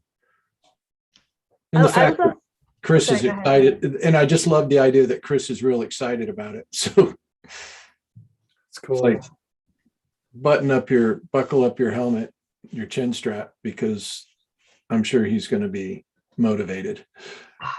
So good. Can we have like a Betty White night? Oh, Sure. that would be Great. cool. Okay, that's your job, Cassandra. You put your foot in the water. Get some Betty White images there, Cassandra. Do your research. You got it. You know, that's the, you know, like even this, Timmy sent me this idea, you know, to do the Shakespeare movie. You know, hunting down good photography from it, you know, going through all the photography that's on there that you can find, making sure it's good, learning, you know, who the actors are, knowing something about the movie. It takes a lot of time. as you're about to find out, Cassandra. But you sent me some unbelievable stuff recently too. So I know you know. Well, I feel like I had it easy. I just went with Christmas classics. Yeah, but then I had to go and find the names of the actors. I know, I'm sorry. I'll try to send you. So it'll be Betty White, Betty White, Betty White, and Betty White. White. I'm not sure I can do a whole night of that. I guess I can. How about Golden Girls night? No, I would much rather do a Betty White night. That show comes on and I run out of the room. Oh my gosh, I love it. I cannot stand it. I never could. I could sing you the theme song perfectly. Like, you know, Thomas Blackshear can do the Monster Mash. I could do the Golden Girls, you know. Really? And the only person I know that dislikes it as much as me is my wife. See, then you found your match. You're meant to be. Yeah. And no disrespect because there's some, you know, good actresses on there and actresses, but everybody's entitled to their opinion, John. Not offended. Bonded over their mutual hate of the Golden Girls. Yeah. Hey, it's better than getting into a debate about you know, my feelings about Dune. So Yeah. That will never be as good as Alien. We could have an Aliens night or Alien. I know. I got it. I need to do that. Oh, Alien Night would be great.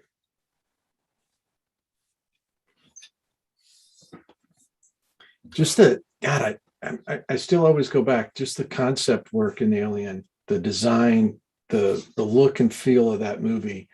I just don't think there's ever been a sci-fi that's ever that good. I mean, it's just amazing.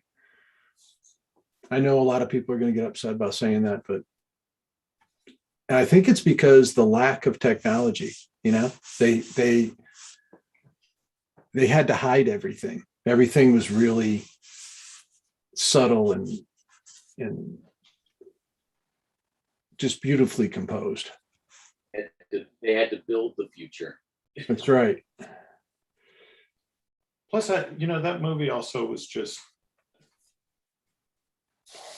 the people were so normal and ordinary in it. Yeah. And they were just a group of working class, you know,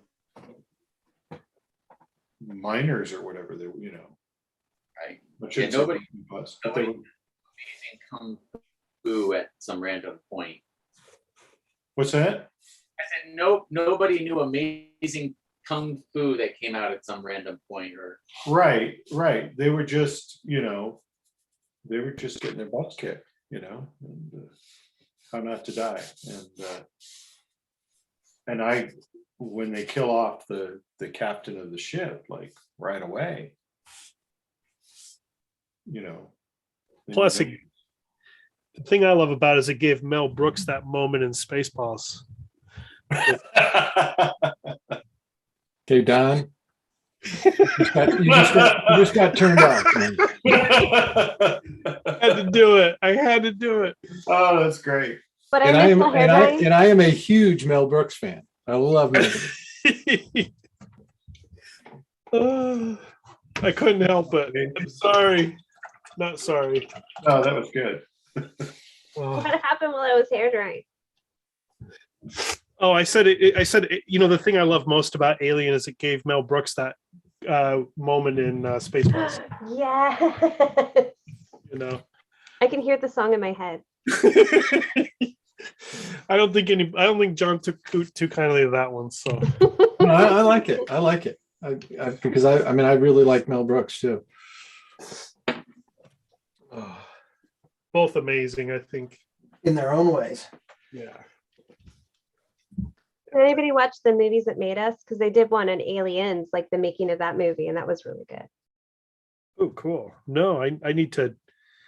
I keep going through that, wanting to watch it, and then I end up getting distracted with something else. Like I'll check it out. Like having a life and doing real art, whatever. I don't know. With yeah.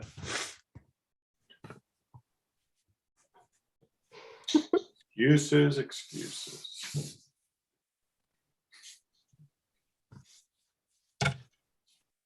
Yeah.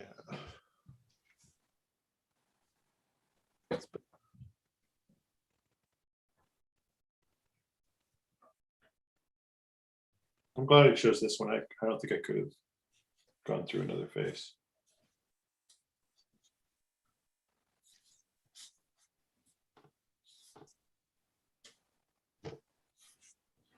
Dang, Adam, that looks good. Thanks. It turned. I feel like it turned a corner in like the last 47 seconds or something. No, I watched you when you threw it down. It was already looking good at the beginning. Really nice. Oh crap! I got my. I'm sorry. Because they're watching me struggle with my drawing.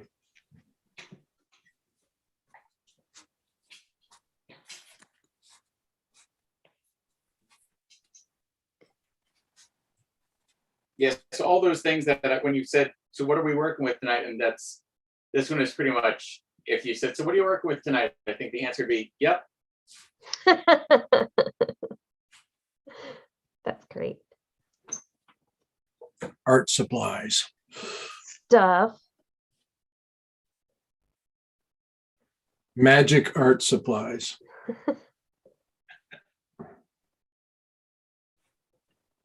That's the question that's probably most asked. What did you use? What pinpoint did you use? I told you guys my answer that I've developed for the how long did that take you question though, right? Yeah. My You just how old you are. my favorite question ever asked at the academy was how many prints in a monoprint? And then Gary Kelly responded, 2. You can usually get a ghost image out of it.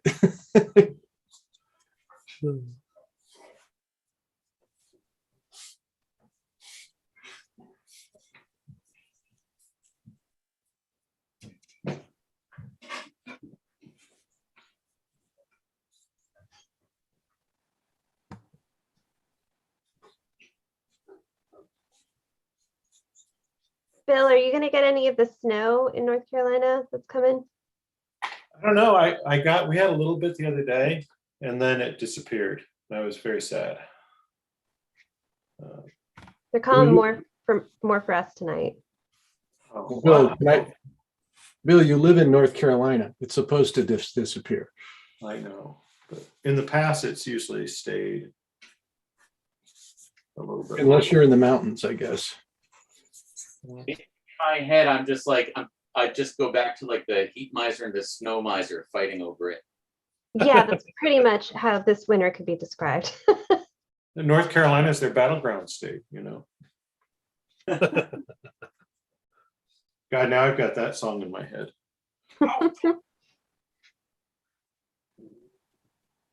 Feel free to break out in song if you'd like. Yeah, I'm Mr. Green Christmas. I'm Mr. Fun. Wasn't that Jimmy Durante is one of those guys? I know he's Frosty the Snowman. I can't remember if he's Yeah. that. Gosh, there's a name I haven't thought of in a long time. Wait, he's the narrator of Frosty the Snowman, but I don't think he's actually Frosty the Oh, Snowman. that's right. Yeah. That's right. He sings the theme song of Frosty the Snowman. Yeah. we mentioned John Denver earlier, and I've been thinking a little bit about the movie he was in with George Burns. Oh God. Oh, Yeah. I've been wanting to see that again. What was the movie George Burns where there was a group of elderly actors and they decided to become bank robbers? Oh, gosh. I like that. It was a good movie. What's that? I didn't say anything. Somebody said something. Not Adam, it. I don't think it was me or my haunted microphone. you're just our go-to now, Adam. So Do you remember the Sunshine Boys? that's it. That was it. Yeah. That's a great movie. I thought so. Yeah.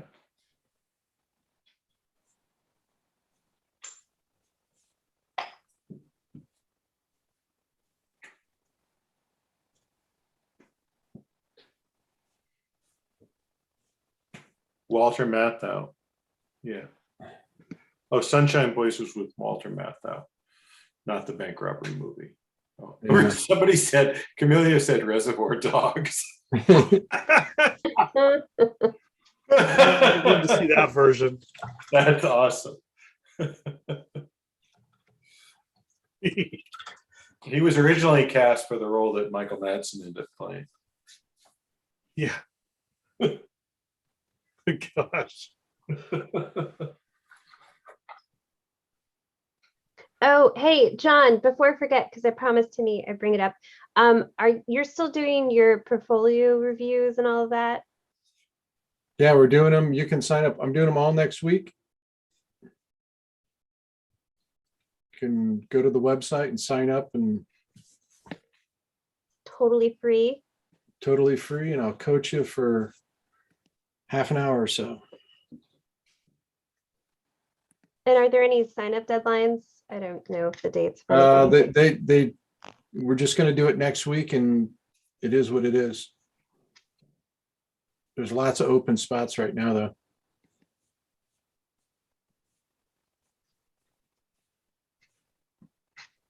So when you see me next Thursday night, you'll know. 'Cause it's pretty brutal. Yeah, as somebody who has like taken John up on the offer, he really does give you his personal time, and he makes sure that the conversation is with you, and I really appreciated it. So Cool. Thanks. The George Burns movie is going in style. There you go. The Sunshine Boys is about the two performers who had a partnership. And that's with Walter Matthau. Yeah. We should draw Walter Matthau sometime. oh, that'd be fun. What a face. Could do a Neil Simon day or Grumpy old men night. Grumpy Old Man or The Odd Couple.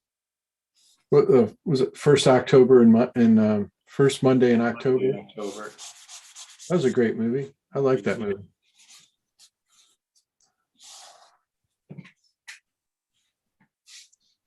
Who's the actress in that? Is that Joe Claver? I can't remember.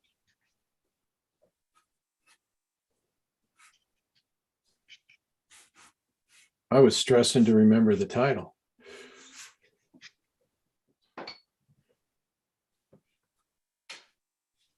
I recently watched Semi-Tough the other day. That's a fun movie. Such a good movie. Professional football, semi-pro football. Yeah. Like Nick Nolte, is that right? No, that's North Dallas 40. Oh, North Dallas 40, yeah. So Semi-Tough's the one with Chris Christopherson. Yes, yeah. And Joe Claver and Burt Reynolds. And It's right up there with Slapshot. it's really It's one of my favorite Paul Newman movies. It just cracks me up every time I watch it.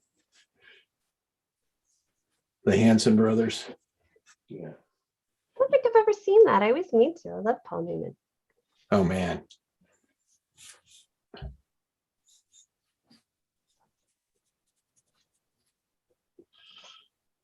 How could you not love Paul Newman? Old blue eyes. Yeah.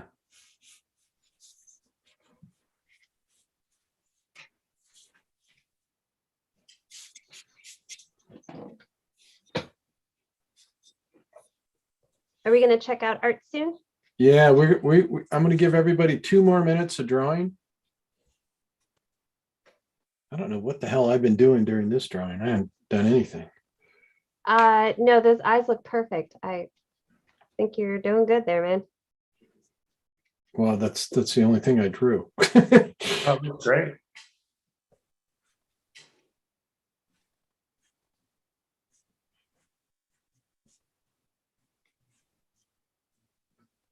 We had in the question thing, Kia Wells says, thank you, exclamation point, amazing. I'm tuned in from Kenya and Africa. Love how the individual visual perception of an image is being portrayed by each one of you. Aw. That's nice. Where do we send the check to?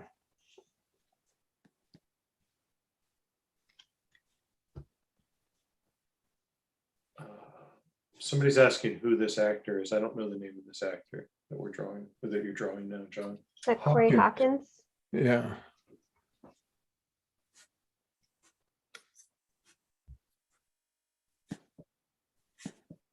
Ooh, Don. I love that orange and blue.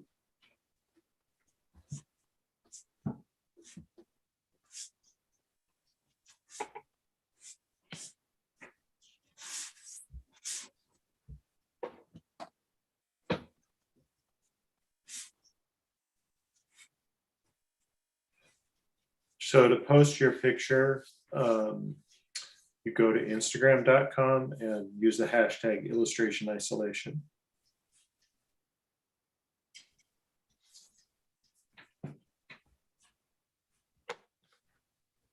Hey, sorry about that.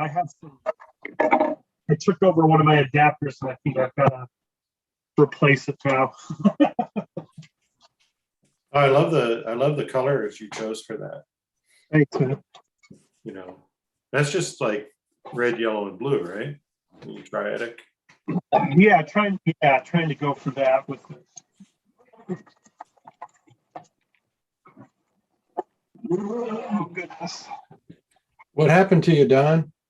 Well, I had to step away for a moment. I came back and I think I jostled one of these one of my adapters here, and I think I messed it up. So kind of caught it a little bit with my, didn't trip, but almost did. So it's all good. I've got another one here, thank goodness. So.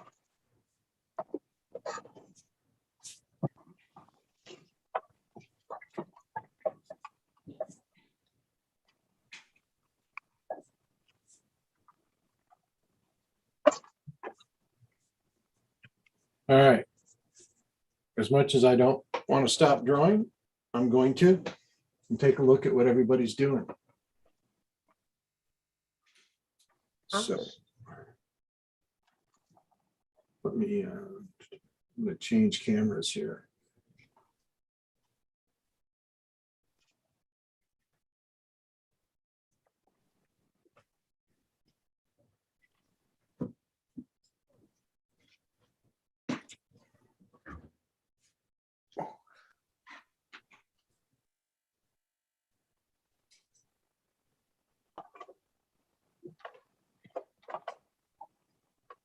Let's see what people are up to. I'm hitting refresh for the last time. Actually, for the first time, but it will be the last time. Ooh, man. Trust me, there's some good stuff in here. I believe it. Awesome. Okay.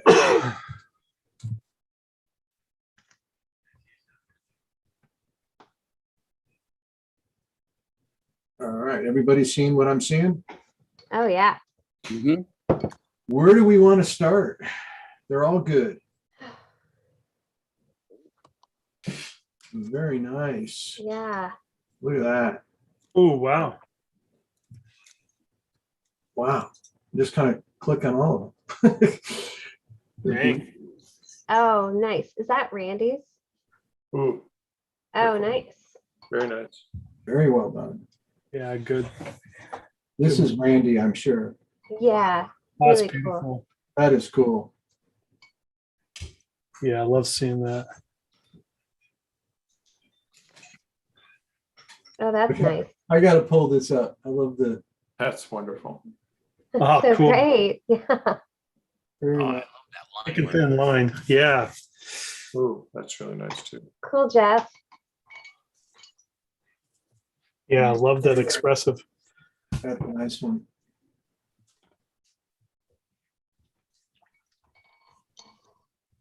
Very Oh, well. really cool. There's a little arrow. I don't go there. Sorry. Okay, Gary, get out of here, man. Oh, man. Click on all of those. Jeez. Oh, Oh, good, Gary. Didn't even see his name. I knew who it was. Yep. Oh, this is sweet. Wow. Beautiful. Beautiful, beautiful. That's what I was. Oh, wow. That's what I was trying to do. You got those shadows so well. Beautiful. It's a nice student. Nice, Marcy. Good Thanks, one. Marcy. Very good. That's fun. Oh, I love that. I do too. Got a really fun feel to it. Oh, look at that. Nice. nice. Really nice. Oh, Nice, Oh, Leslie. that's great. Very cool. I have to pull this up. For the alien. Oh, Nice, Ocean. great. That's funny. Ooh, that's a beautiful one. Oh my gosh. Wow. You know, they almost couldn't make it because they didn't have power all week. They live pretty close to me, but they were out of power till, was it yesterday, Rebecca? Oh, wow. That's awesome, Felicity. That's perfect. Yeah, really nice. Oh, good one, Marcy. Yeah, Yeah. Very nice.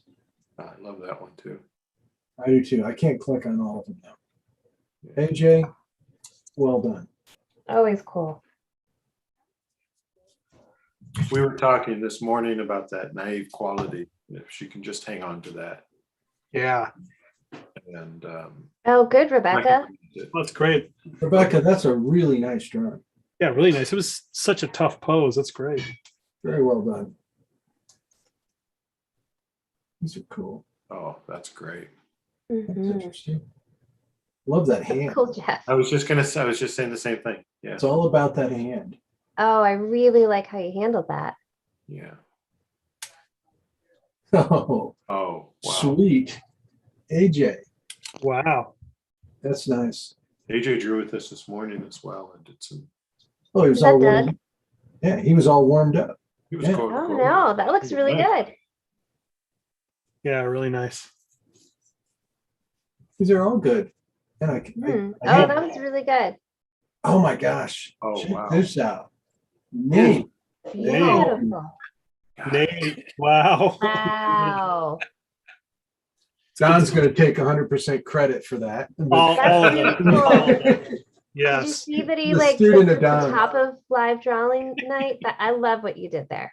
That is beautiful. Really nice. Gorgeous. Glad you joined us. Yeah, it's Here great. we are again. Ocean.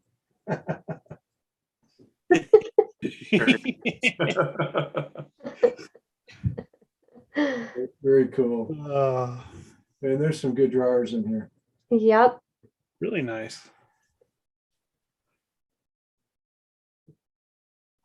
Very well done.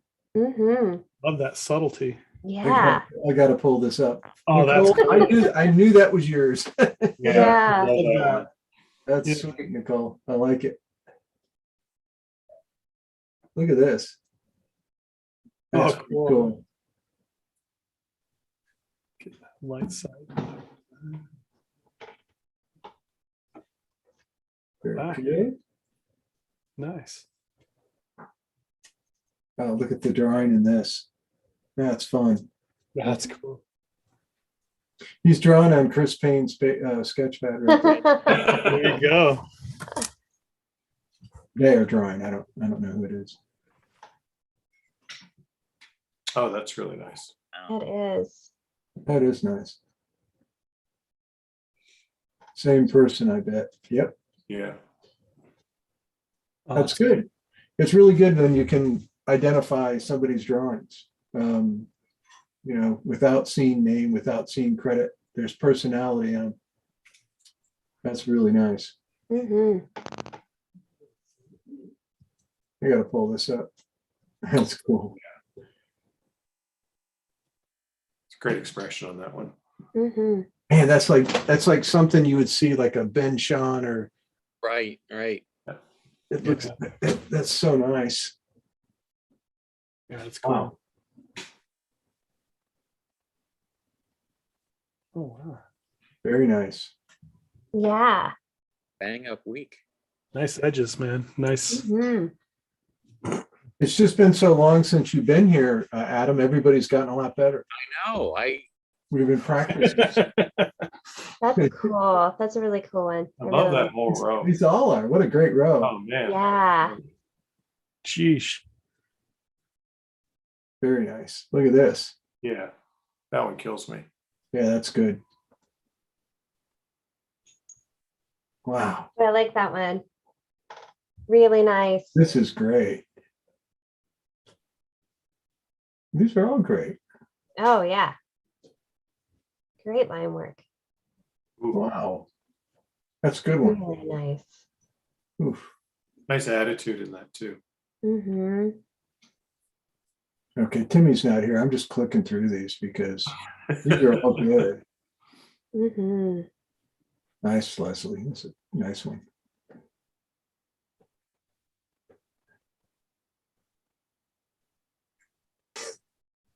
Oh, that's cool.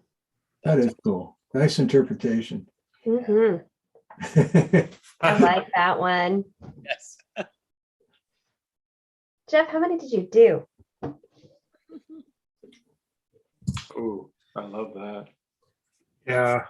God, that's got a really nice broken doll feel to it.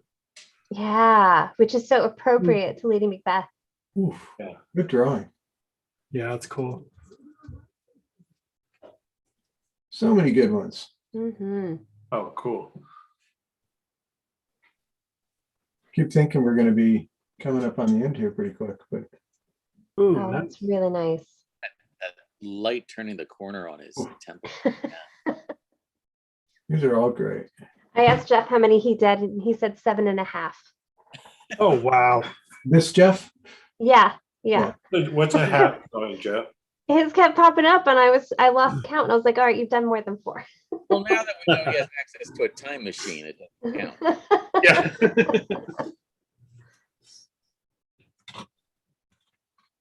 Wow, well done. Hmm. Oh, that's cool. Nice surfaces. Mm.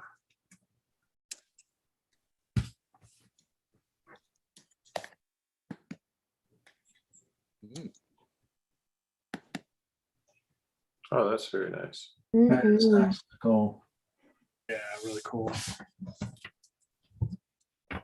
Very good. Yeah. It's a really good night for the German expressionists in our crowd. Yeah. Totally. Like chiseled shapes, yeah. I think we're at the bottom here.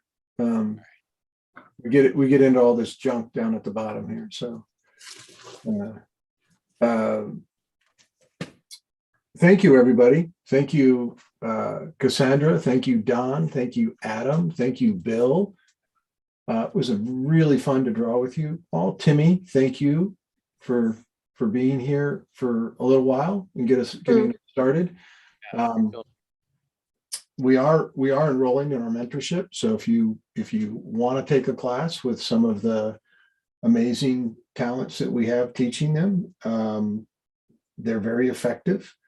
Monday night, we have Lake Hurwitz in our Studio Bridge program. And then we'll be back here next Thursday night. And Cassandra, I don't know, Betty White, maybe. I'm not sure. It's time. I'll send you some options. I'll have to get a lot of really light pastels. Yeah, get them. I don't know if I can draw Betty White 3 times. Yeah. Yeah, Betty White young. Yeah. Somebody was suggesting Betty White, Cloris Leachman, and Lucille Ball. Ooh, that could be interesting. Could be. Think about it. I'll send you some options. Oh, my favorite of comic actresses is Madeline Kahn. Oh, she's I fantastic. think she's so funny. Yeah, I think, and she'd be fun to draw too. So we put all that in your head. We'll figure it out before next week. So everybody have a great night. It was lots of fun drawing with you, and you all did some beautiful drawings. Thank you all. Not all. Thank you. Good night. Good night, everybody. Bye.